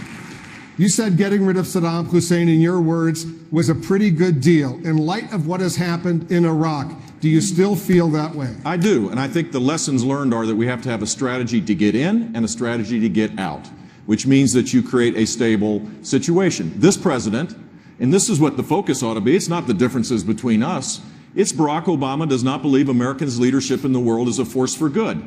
He does not believe that our strength is a place where security can take place. He leads from behind.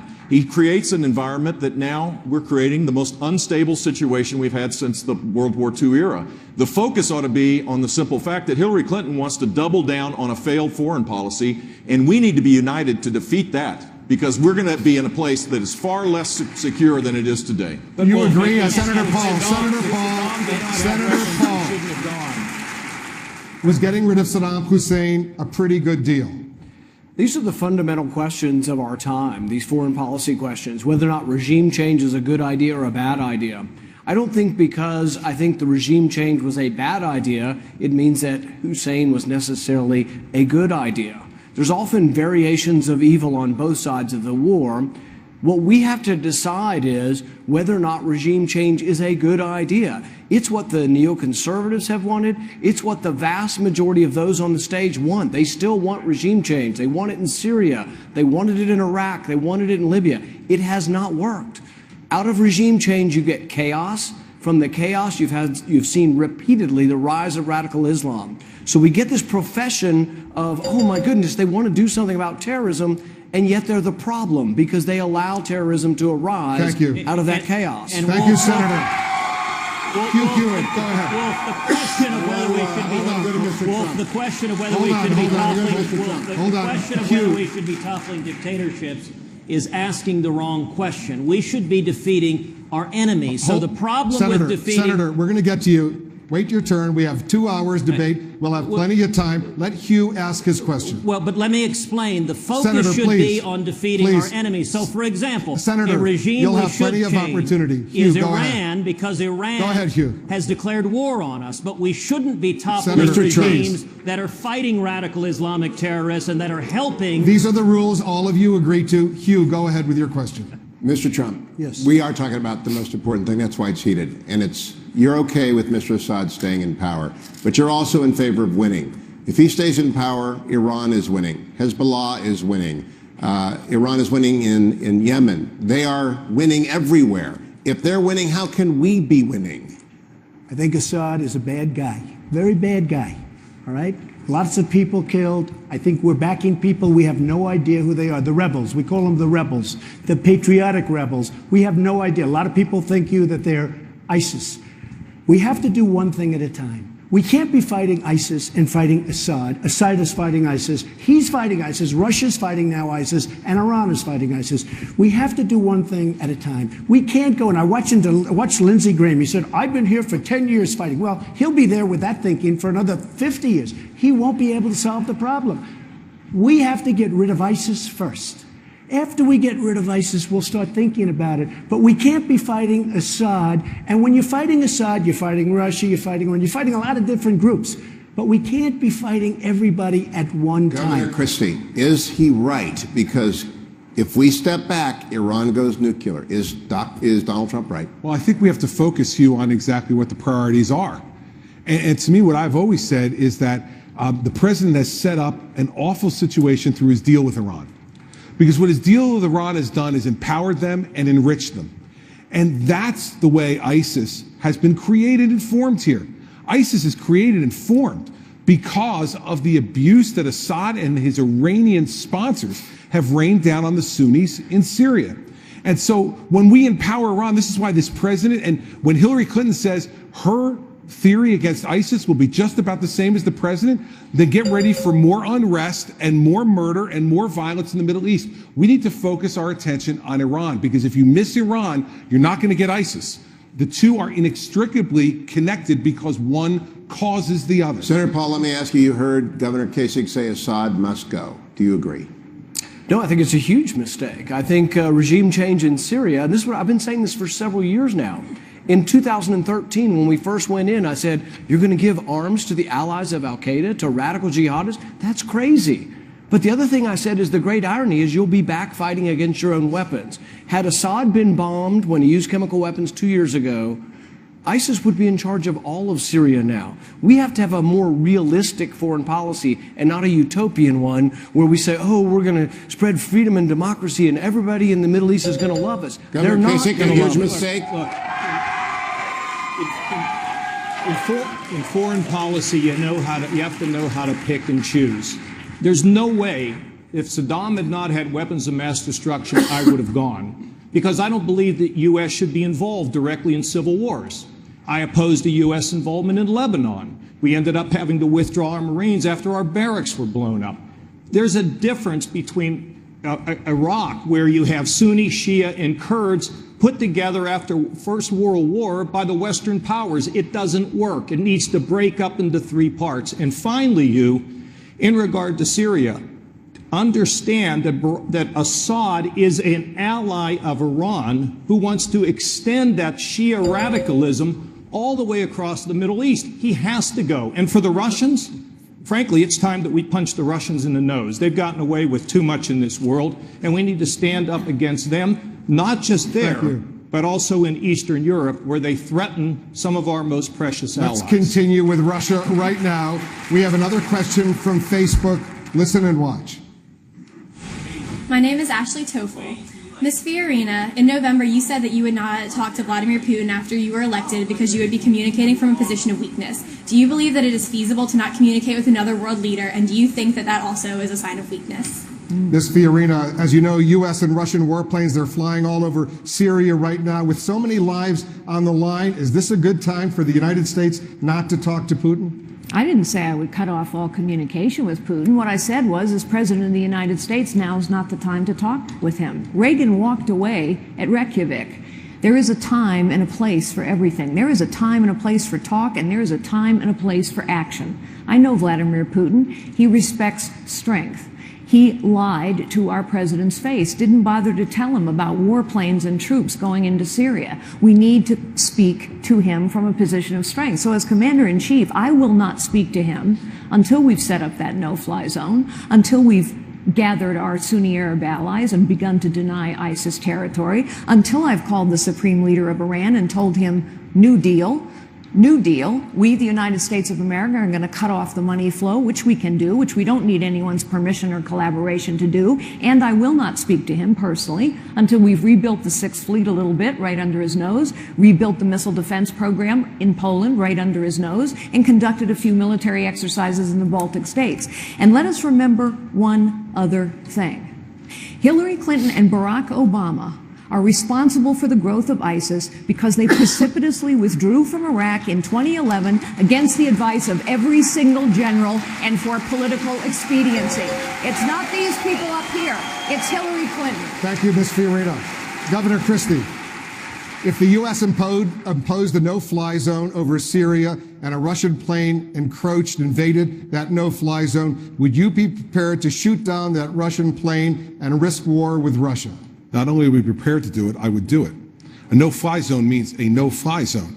Wolf, that's what it means. See, maybe because I'm from New Jersey, I just have this kind of plain language hang-up, but I would make very clear I would not talk to Vladimir Putin. In fact, I would talk to Vladimir Putin a lot. And I would say to him, listen, Mr. President, there's no fly zone in Syria. You fly in, it applies to you. And yes, we would shoot down the planes of Russian pilots if, in fact, they were stupid enough to think that this president was the same feckless weakling that the president we have in the Oval Office is right now. Senator Paul. Senator Paul, I want you to respond to what we just heard from Governor Christie. If there was a no-fly zone, you say that potentially could lead to World War III. Why? Well, I think if you're in favor of World War III, you have your candidate. You know, here's the thing. My goodness, what we want in a leader is someone with judgment, not someone who is so reckless as to stand on the stage and say, yes, I'm jumping up and down. I'm going to shoot down Russian planes.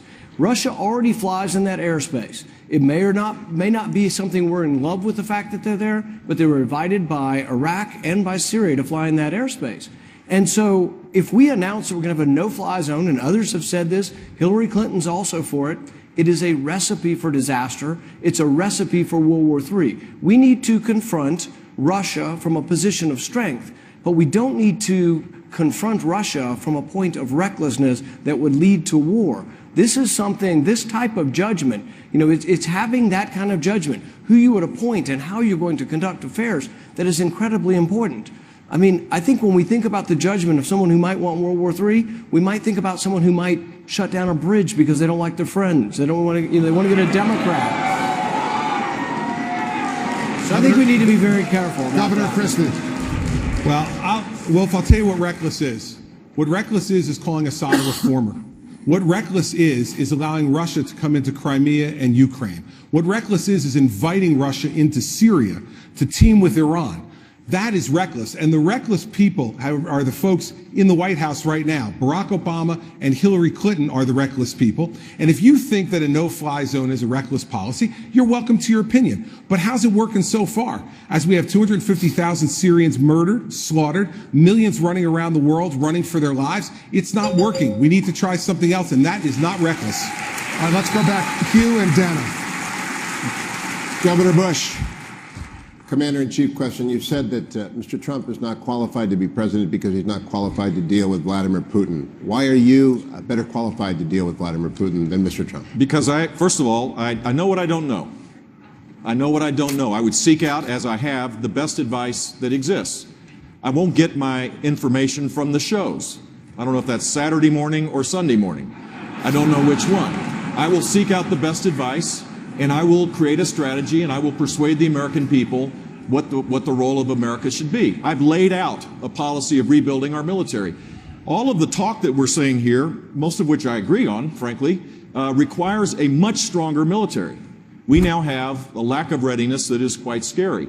We have planes that Harry Truman inaugurated, the B-52. We have the Navy has been gutted and decimated. The readiness of the Marines is way down. If we're serious about America's leadership in the world, then we need to make sure that we have the back of the armed forces. The Armed Forces Radio is here listening to this today. I hope they know that if I'm president, I'll be a commander-in-chief, not an agitator-in-chief or a divider-in-chief, that I will lead this country in a way that will create greater security and greater safety. Mr. Trump. I think it's very sad that CNN leads Jeb Bush, Governor Bush, down a road by starting off virtually all of the questions. Mr. Trump this, I think it's very sad. And frankly, I think it's very sad. And frankly, I watched the first debate, and the first long number of questions were, Mr. Trump said this, Mr. Trump said that, Mr. Trump. These poor guys, although I must tell you, Santorum, good guy. Governor Huckabee, good guy. They were very nice, and I respect them greatly. But I thought it was very unfair that virtually the entire early portion of the debate was Trump this, Trump that, in order to get ratings, but Mr. Trump, it's not in order CNN. To get ratings, Mr. Trump, I was on just think CNN it's last very night watching. Excuse me. I think it's very unprofessional. But it wasn't CNN. It was me. I watched you last night for 16 minutes. I think it's very unprofessional. CNN. It's not CNN. It's America's watching you. Okay, fine. It's America's watching. So I was mentioned, so I can bring up something, I think, right? Look, the simple fact is, if you think this is tough and you're not being treated this fairly, isn't tough and easy. Imagine what it's going to be like dealing with Putin, or dealing with President Xi, or dealing with the Islamic terrorism that exists. This is a tough business to run for president. I know you're a tough guy, Jeb. And we need to have a leader that is real tough. You're never going to be president of the United States by insulting Jeb, your way to the presidency. Let's see. I'm at 42 and you're at 3, so far I'm doing better. Doesn't matter. So far I'm doing better. You know, you started off over here, Jeb. You're moving over further and further. Pretty soon you're going to be off the end. This doesn't do a thing to solve the problem. One at a time. Hugh, go ahead. It sounds more and more what my daughter said that I said in the beginning. All the fighting and arguing is not advancing us. It will not. It is not the way we're going to strengthen our country. We will strengthen our country when we come together. And look, you've got Rand Paul, you got Ted Cruz, you got Marco, you got a lot of people on this stage that have studied these issues. You know what a leader does? A leader has a sound program, has a good policy, and then brings people together to solve problems. Guess what? Both in Congress and balancing the budget, and in Ohio fixing the economy. And by the way, we talk about defense. The first thing we better get going is strengthening our economy, because if we don't have a strong economy, we can't pay for all of this, and the world wants us to be able to function from strength, believe it or not. Get our economy going, get these people together in a room. We can fix this, ladies and gentlemen. We don't have to fight all the time. It can be done, and we will be great when we join together. Thank you, Dr. Carson, Commander-in-Chief question again. You've been the head of neurosurgery for a big hospital. You're on a lot of boards of a lot of companies. You've traveled the world. You're going traveling again next week. But does that prepare you to command troops from Djibouti to Japan, troops from Afghanistan to Iraq, to be in charge of the men and women watching on Armed Service Network tonight? Well, you know, there's a false narrative that only the political class has the wisdom and the ability to be commander-in-chief. But if you go back and you study the design of our country, it was really designed for the citizen statesman. And we need to be talking about, where does your experience come from? You know, and I've had a lot of experience building things, organizing things, you know, a national scholarship program. One of the things that you'll notice if you look through my life is that I don't do a lot of talking, I do a lot of doing. And really it says more about a person than how much they talk. And then some people say you're weak because, you know, you're not loud and you're not boisterous and you're not rude. But the fact of the matter is, look and see what I've done. And that speaks volumes about strength. Thank you, Dr. Carson. We've been talking tonight about programs and policy proposals that you all have to keep Americans safe, and it's a big discussion on the campaign trail, also about border security and immigration. So let's talk about immigration. Senator Rubio, you co-authored a bill with Democrats 2 years ago that allowed a path to citizenship for undocumented immigrants. Do you still support that path to citizenship, which means giving those immigrants rights like the right to vote? Yeah. Immigration is not an issue that I read about in the newspaper or watch a documentary on PBS or CNN. It's an issue I've lived around my whole life. My family are immigrants. My wife's family are immigrants. All of my neighbors are immigrants. I see every aspect of this problem, the good, the bad, and the ugly. And here's what we learned in 2013. The American people don't trust the federal government to enforce our immigration laws. And we will not be able to do anything on immigration until we first prove to the American people that illegal immigration is under control. And we can do that. We know what it takes to do that. It takes at least 20,000 more additional border agents. It takes completing those 700 miles of fencing. It takes a mandatory E-Verify system and a mandatory entry-exit tracking system to prevent visa overstays. After we've done that, the second thing we have to do is reform and modernize the legal immigration system. And after we've done those two things, I think the American people are going to be very reasonable with what do you do with someone who's been in this country for 10 or 12 years, who hasn't otherwise violated our laws because if they're a criminal they can't stay. They'll have to undergo a background check, pay a fine, start paying taxes, and ultimately they'll be given a work permit. And that's all they're going to be allowed to have for at least 10 years. But you can't even get to that third step until you've done the other two things. And that was the lesson we learned in 2013. There is no trust that the federal government will enforce the law. They will not support you until they see it done first. Senator, you haven't answered the question. You just described a very long path, but does that path end at citizenship? Oh, but I've answered that question repeatedly. I am personally open, after all of that has happened, and after 10 years in that probationary status where all they have is a work permit, I personally am open to allowing people to apply for a green card. That may not be a majority position in my party, but that's down the road. You can't even begin that process until you prove to people, not just pass a law that says you're going to bring illegal immigration under control. You're going to have to do it and prove to people that it's working. And that was the lesson of 2013, and it's more true today than it was then. After a migratory crisis on the border with minors coming over that you're seeing start up again now, after all these executive orders the president has issued, more than ever, we need to prove to people that illegal immigration is under control. Thank you, Senator. Senator Cruz. Senator Cruz, on the campaign trail, Senator Rubio has said that his immigration plan isn't that different from yours. Is that true? Well, he has attempted to muddy the waters, but I think anyone that watched the battle that we had, you know, there was a time for choosing, as Reagan put it, where there was a battle over amnesty, and some chose, like Senator Rubio, to stand with Barack Obama and Chuck Schumer and support a massive amnesty plan. Others chose to stand with Jeff Sessions and Steve King and the American people and secure the border. And let me mention, this issue is actually directly connected to what we've been talking about, because the front line with ISIS isn't just in Iraq and Syria, it's also in Kennedy Airport and the Rio Grande. Border security is national security. And you know, one of the most troubling aspects of the Rubio-Schumer Gang of Eight bill was that it gave President Obama blanket authority to admit refugees, including Syrian refugees, without mandating any background checks whatsoever. Now, we've seen what happened in San Bernardino. When you're letting people in, when the FBI can't vet them, it puts American citizens at risk. And I tell you, if I'm elected president, we will secure the border. We will triple the Border Patrol. We will build a wall that works, and I'll get Donald Trump to pay for it. I'll build it.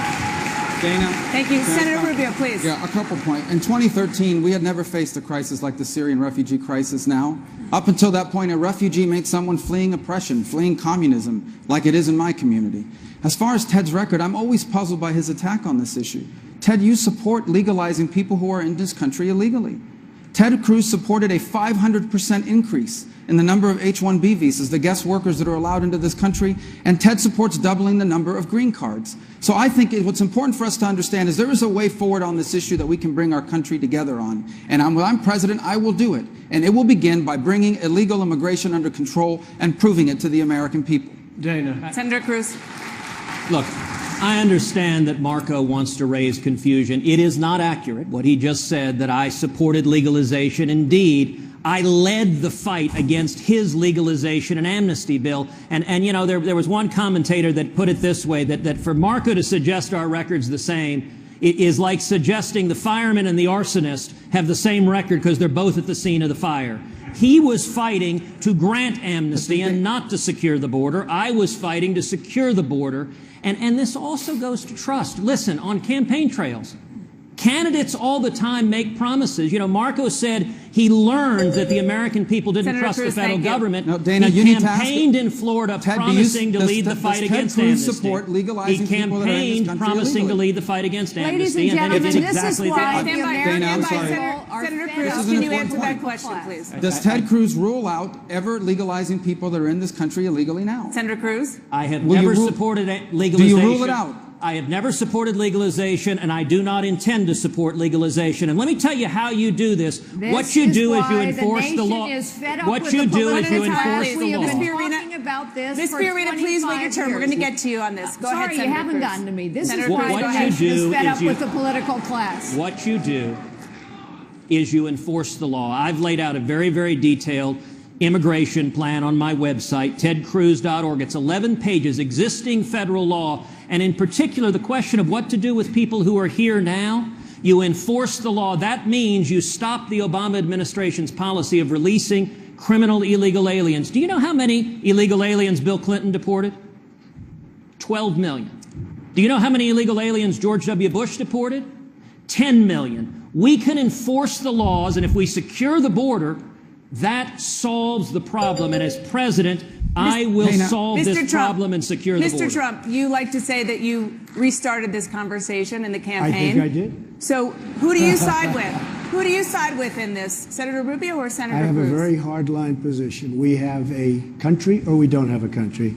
People that have come into our country illegally, they have to go. They have to come back in through a legal process. I want a strong border. I do want a wall. Walls do work. You just have to speak to the folks in Israel. Walls work if they're properly constructed. I know how to build. Believe me, I know how to build.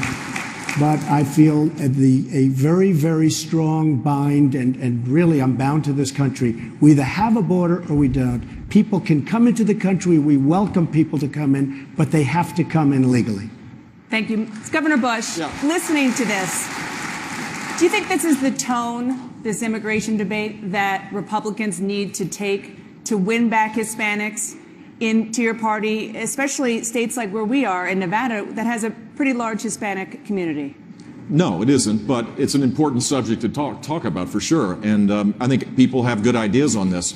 Clearly, we need to secure the border. Coming here legally needs to be a lot easier than coming here illegally. If you don't have that, you don't have the rule of law. We now have a national security consideration, public health issues. We have an epidemic of heroin overdoses in all places in this country because of the ease bringing heroin in. We have to secure the border. It is a serious undertaking, and yeah, we do need more fencing, and we do need to use technology, and we do need more border control, and we need to have better cooperation, by the way, with local law enforcement. There are 800,000 cops on the beat. They ought to be trained to be the eyes and ears for law enforcement, for the threat against terror as well as for immigration. This is a serious challenge, and if we can get it right, yeah, we'll start winning votes again. The real problem isn't anybody on this stage. The real problem is Barack Obama has had 6 years to advocate a position to fix this, and he's done nothing. The Congress has funded these programs of building more fencing and doing all this, and he hasn't done it. He wants to maintain it as a wedge issue, and so does Hillary Clinton. Republicans need to fix it, and when we do, we'll be better off. Governor, thank you very much. And Dr. Carson, you recently visited a refugee camp in Jordan, and you deemed it, in your words, really quite nice, saying the people there didn't want to come to the United States. Do you think these camps are a long-term solution to the problem of Syrian refugees? Well, it was very interesting having the opportunity to talk to the Syrians themselves, and I asked them, what do you want? What is your supreme desire? Their supreme desire was to be settled back in their own country. I said, what can Americans and other countries do? They said, support the efforts of those who are trying to provide safety for us, including the Jordanians. Of course, they had a brand new hospital, for instance, that was unstaffed because there wasn't enough money to do it. But here's what's really neat. If you go into Hasaka province in northeastern Syria, that's an area that's as big as Lebanon. It's controlled by the Kurds, the Christians, and the moderate Sunnis. And there are airstrips and hotels. You could settle a lot of people there. All we would have to do is be willing to provide them with some weaponry, some defensive weaponry. And we seem to be afraid to give the Kurds weaponry. We like to send it for some strange reason through Baghdad, and then they only get a tenth of it. And if we would support them, we have a perfect ideal there. We don't need to set this up as we either take a bunch of refugees who will be infiltrated with terrorists. I guarantee you, for them not to be, would to be terrorist malpractice. And we need to choose the right choice, not these false choices. Senator Paul, you oppose letting in Syrian refugees at this time into the United States. The U.S. has already accepted 2,000 Syrian refugees, including 13 living here in Las Vegas right now. Would you send them back? What would you do with these people? You know, I think we need to set the record straight on this, because I think Marco misspoke about the bill. On the Gang of Eight bill, there was no provisions really for extra scrutiny or safety for refugees. At the time the bill came up, 2 Iraqi refugees came to my hometown, Bowling Green, Kentucky. Their fingerprints were on a bomb from Iraq. They were in the database, but we didn't pick them up. We relocated them here, put them in government housing, got them on food stamps, and we began providing for them, but we didn't have adequate security. On the Gang of Eight bill, on Marco's bill, we had an opportunity. There was a conservative consensus for an amendment I put forward called Trust But Verify that would have strengthened border security on both refugees, students, and those coming here. And Marco sided and was, I guess, more sympathetic to Chuck Schumer and to the president than he was to conservative principles. But this goes directly to national defense. And if he wants to run as a national defense conservative, he's got to explain why he hasn't stepped up to support border security. Senator Rubio. Well, as he's just admitted, the reason why those refugees were allowed in is because they messed up in how they used the actual database. They should have known. They didn't, because they didn't run the actual law as it exists now. It didn't work well. As far as the refugees are concerned, it's not that America doesn't want to accept refugees, Wolf. It's that we may not be able to, because this is an issue we have to be 100% right on. If we allow 9,999 Syrian refugees into the United States, and all of them are good people, but we allow one person in who's an ISIS killer, we just get one person wrong. We got a serious problem. And there is not a single person in the national defense apparatus of this country that can guarantee you we're going to be 100% right. And that's why, as president, I'll take this very seriously. Senator Paul, you didn't answer the question about the 2,000 Syrian refugees who are already here in the United States. Will you send them back or let them stay? What my bill would do would be only for refugees going forward. So I haven't taken a position on sending anyone home, but I have taken the position that we have a lot of problems here in our country, and that one of the things that we do, charity is about giving your own money. Charity isn't giving someone else's money. To put everyone on government housing and food stamps and bring them in from around the world, I think is a mistake. To give of your own money, I've given to my church. My church has helped people that came from Bosnia. That's a good thing. But we shouldn't have a program where we just say that we're going to take care of the world's refugees. Nobody in the Middle East is doing anything. Saudi Arabia, Qatar, Kuwait, all the Gulf nations are doing nothing. They need to step up and We take have another question. We have another question from Facebook. Let's listen. My name is Carla Hernandez. I'm from the University of Texas at Austin, and my question is directed to all the candidates. If the Bible clearly states that we need to embrace those in need and not fear, how can we justify not accepting refugees? Governor Christie, you say there should be a pause in allowing new refugees to come in to the United States, including orphans under the age of 5. What do you say to Carla? What I say to Carla is that the first job of the President of the United States is to protect your safety and your security and the security and safety of your family. And this debate stops with me in the discussions with the FBI director. Now, listen, I'm a former federal prosecutor. I know Jim Comey. We've worked together. He was the U.S. Attorney in Manhattan when I was the U.S. Attorney in New Jersey. And when Jim Comey gets up before Congress and says, we cannot effectively vet these people, for me as president, that's the end of the conversation. We have to put America's security first. The American people, we on this stage need to open our ears. We need to open our ears. The American people are not whispering to us, they're screaming to us. And they're screaming to us that it's our job to actually make this government work. It's so dysfunctional under Barack Obama and Hillary Clinton. It's so ineffective. It's so ineffectual that the American people say we don't trust them to do anything anymore. So I'm not going to let Syrian refugees, any Syrian refugees in this country. And it was widows and orphans, by the way. And we now know from watching the San Bernardino attack that women can commit heinous, heinous acts against humanity just the same as men can do it. And so I don't back away from that position for a minute. When the FBI director tells me that he can vet those people, then we'll consider it, and not a moment before, because your safety and security is what's most important to me. Governor Kasich. Well, obviously as President of the United States, we've got to keep the people safe. That's first and foremost. But as Governor of Ohio, I have an obligation to keep the 11.5 million people in Ohio safe. And we've been very effective with our Joint Terrorism Task Force being able to make busts. In fact, we just made one 3-4 weeks ago against a person who was favorable to ISIS living in Akron. But let me tell you what's interesting about the administration.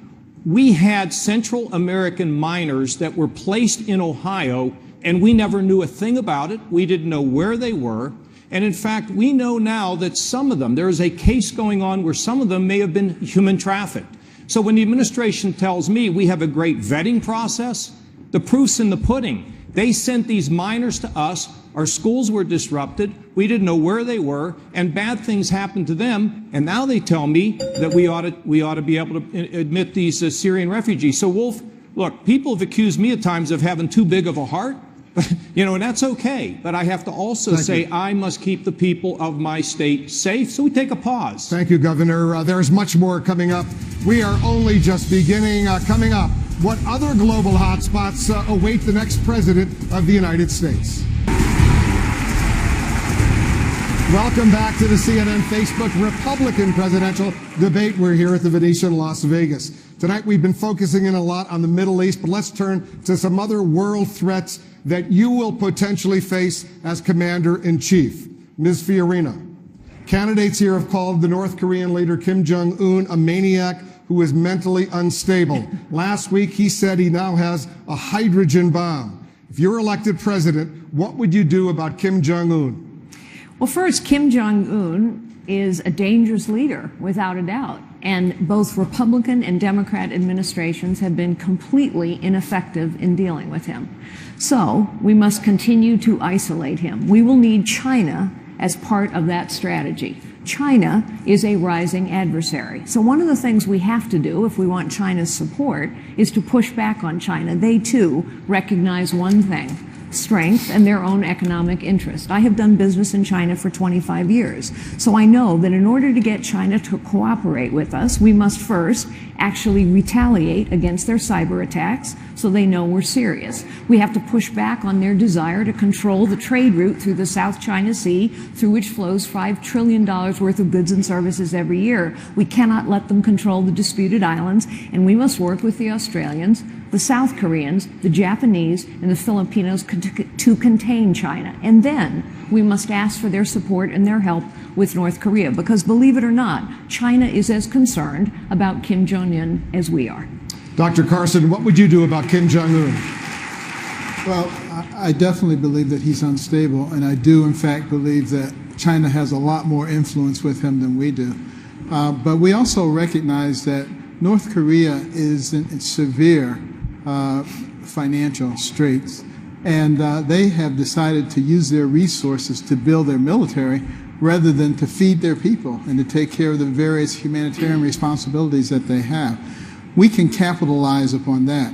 You know, we should use our economic power in lots of different ways. I think we can use that in order to keep Putin contained, because he's a one-horse show, energy. And we have an abundance of energy, but we have archaic energy exportation rules. We need to get rid of those, allow ourselves to really make Europe dependent on us and other parts of the world dependent on us for energy, put him back in his little box where he belongs. And, you know, we need to be doing lots of other things with the resources that we have. So economic power works just as well as military power, perhaps even better.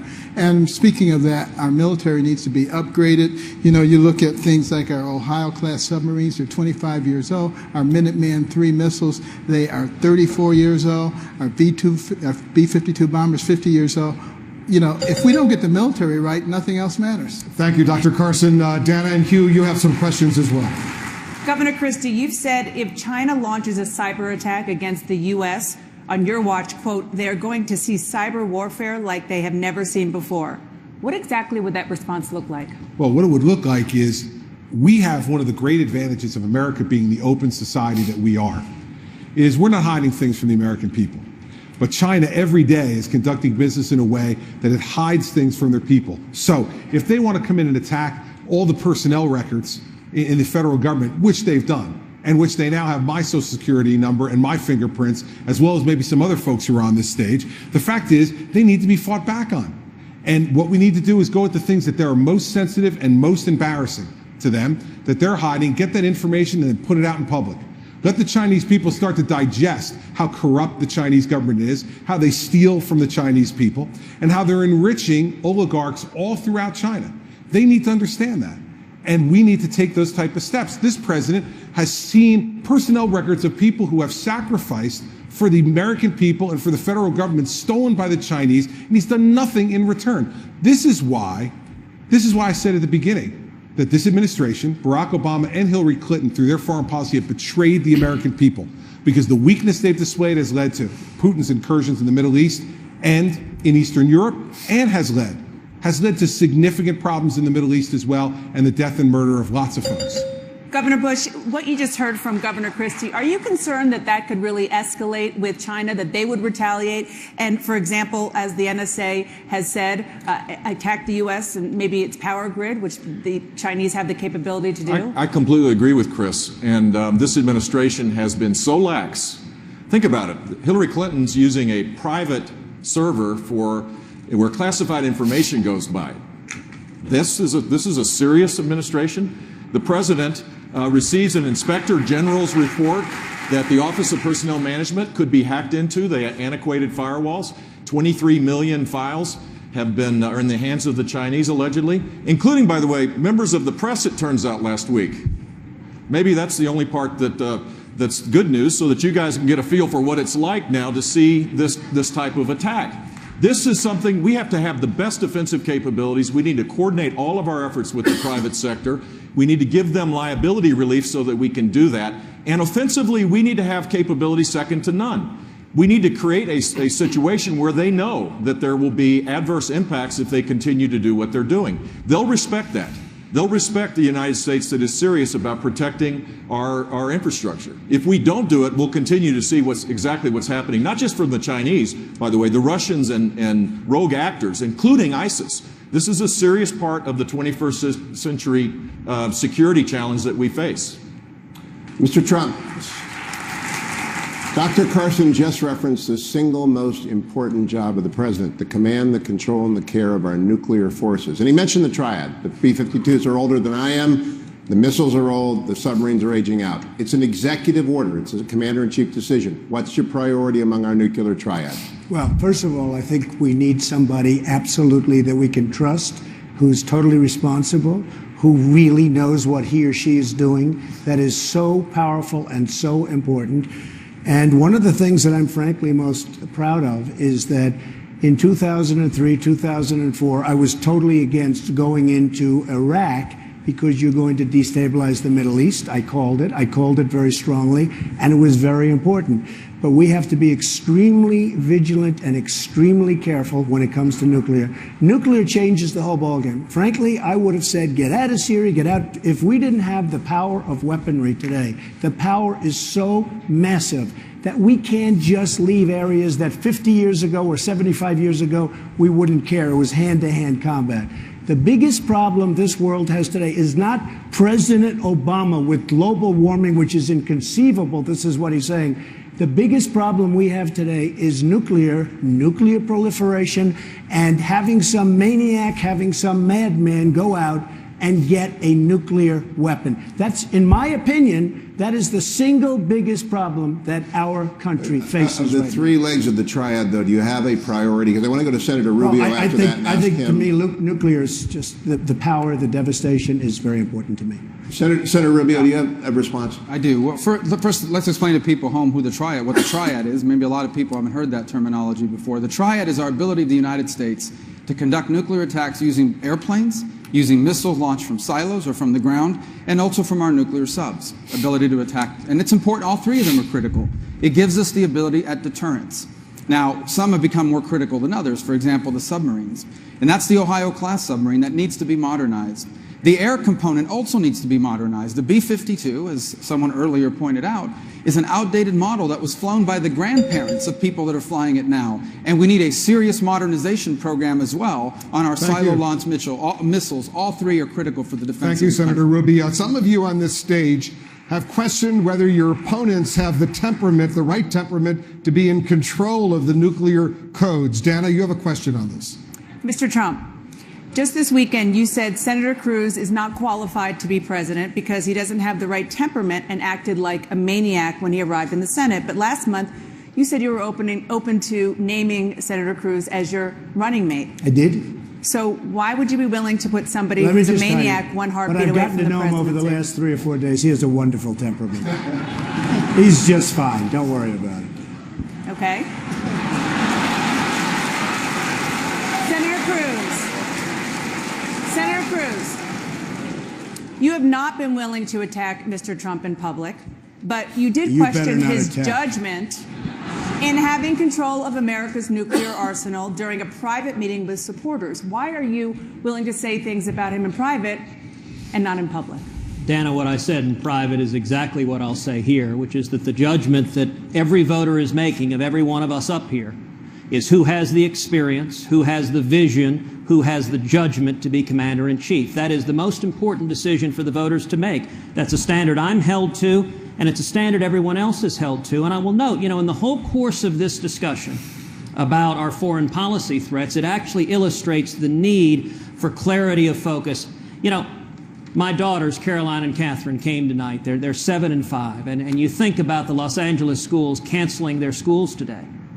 And every parent is wondering, how do we keep our kids safe? We need a commander-in-chief who does what Ronald Reagan did with communism, which is he set out a global strategy to defeat Soviet communism, and he directed all of it. I'm answering the question, Dana. He directed all of his forces to defeating communism. One of the things we've seen here is how easy it is for Barack Obama and Hillary Clinton to get distracted from dealing with radical Islamic terrorism. They won't even call it by its name.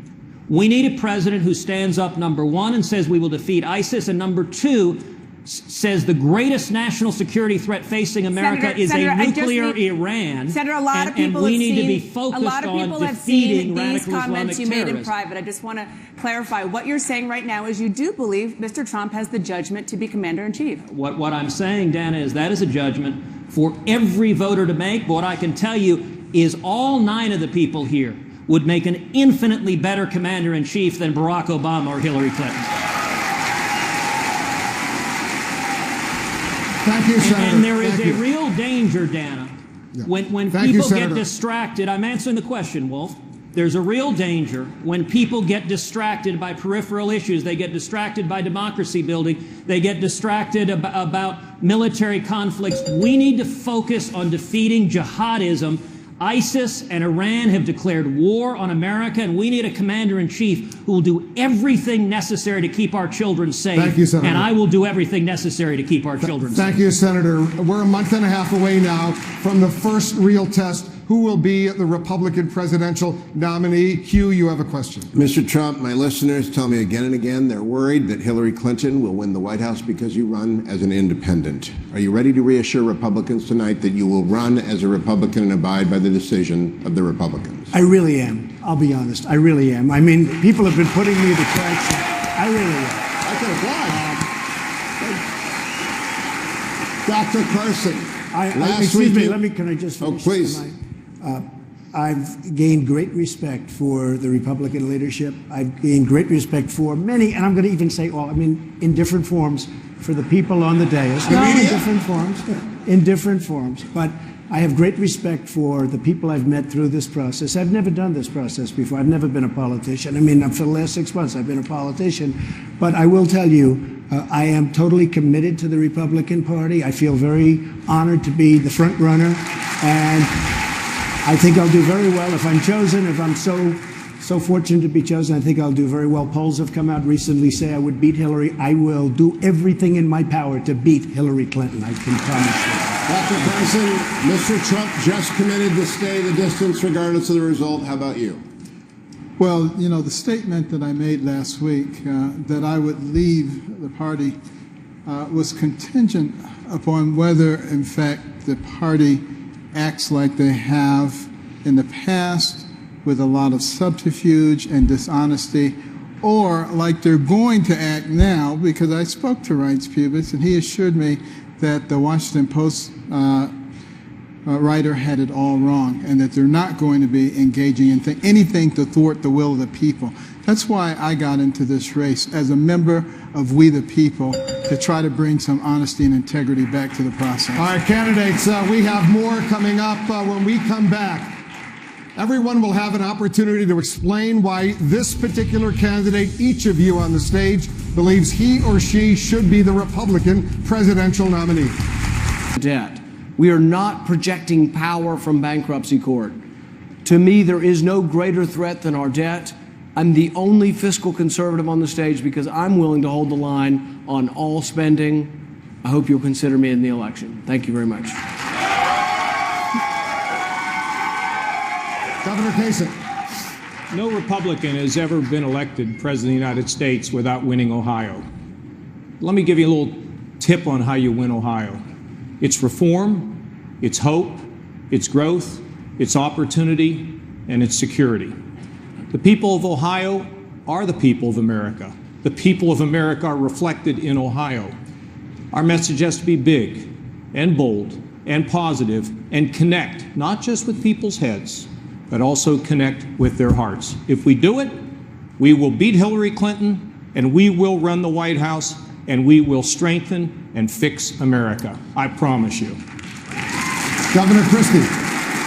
On September 10th, 2001, I was named Chief Federal Prosecutor in New Jersey, and on September 11th, 2001, my wife and my brother, who are in the audience tonight, went through the World Trade Center into their offices just blocks away from the Trade Center. I lost touch with them for 6 hours that day and praying that they were alive. Luckily, they were sent home, but many of our friends and others in our neighborhood lost their lives that day. Terrorism, radical jihadist terrorism, is not theoretical to me. It's real. And for 7 years, I spent my life protecting our country against another one of those attacks.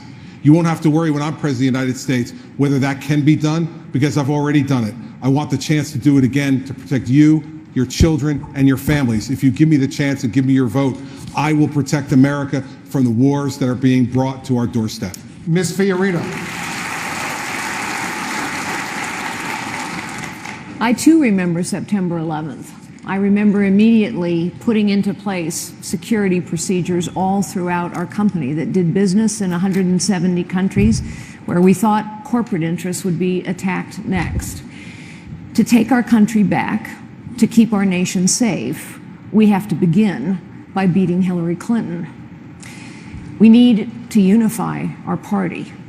We need to be better than our government, which 75% of the American people now think is corrupt and incompetent. They're right. We need to be better than our politics. 80% think we have a professional political class of both parties that cares more about its power, position, and privilege than actually on getting anything done.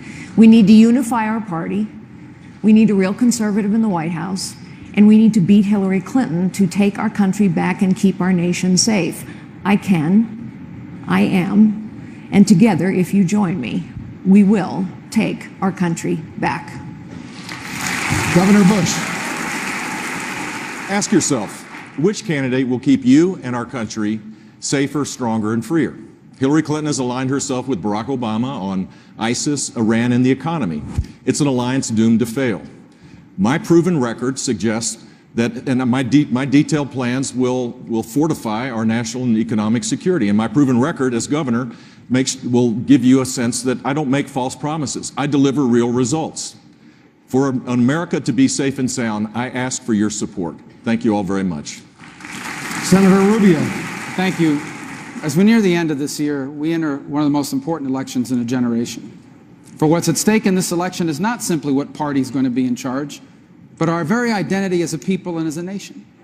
For over 200 years, this has been a special country, a unique place where anyone from anywhere can achieve anything.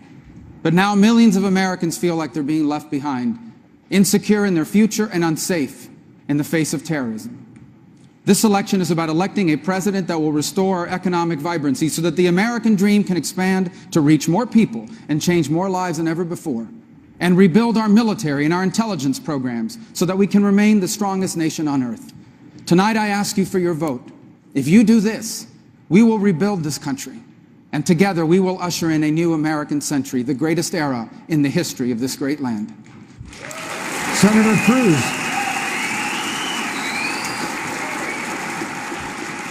Judgment, strength, clarity, and trust. Barack Obama has said he doesn't believe in American leadership or America winning. He is wrong. America can win again, and we will win again. Ronald Reagan reignited the American economy, rebuilt the military, bankrupted the Soviet Union, and defeated Soviet communism.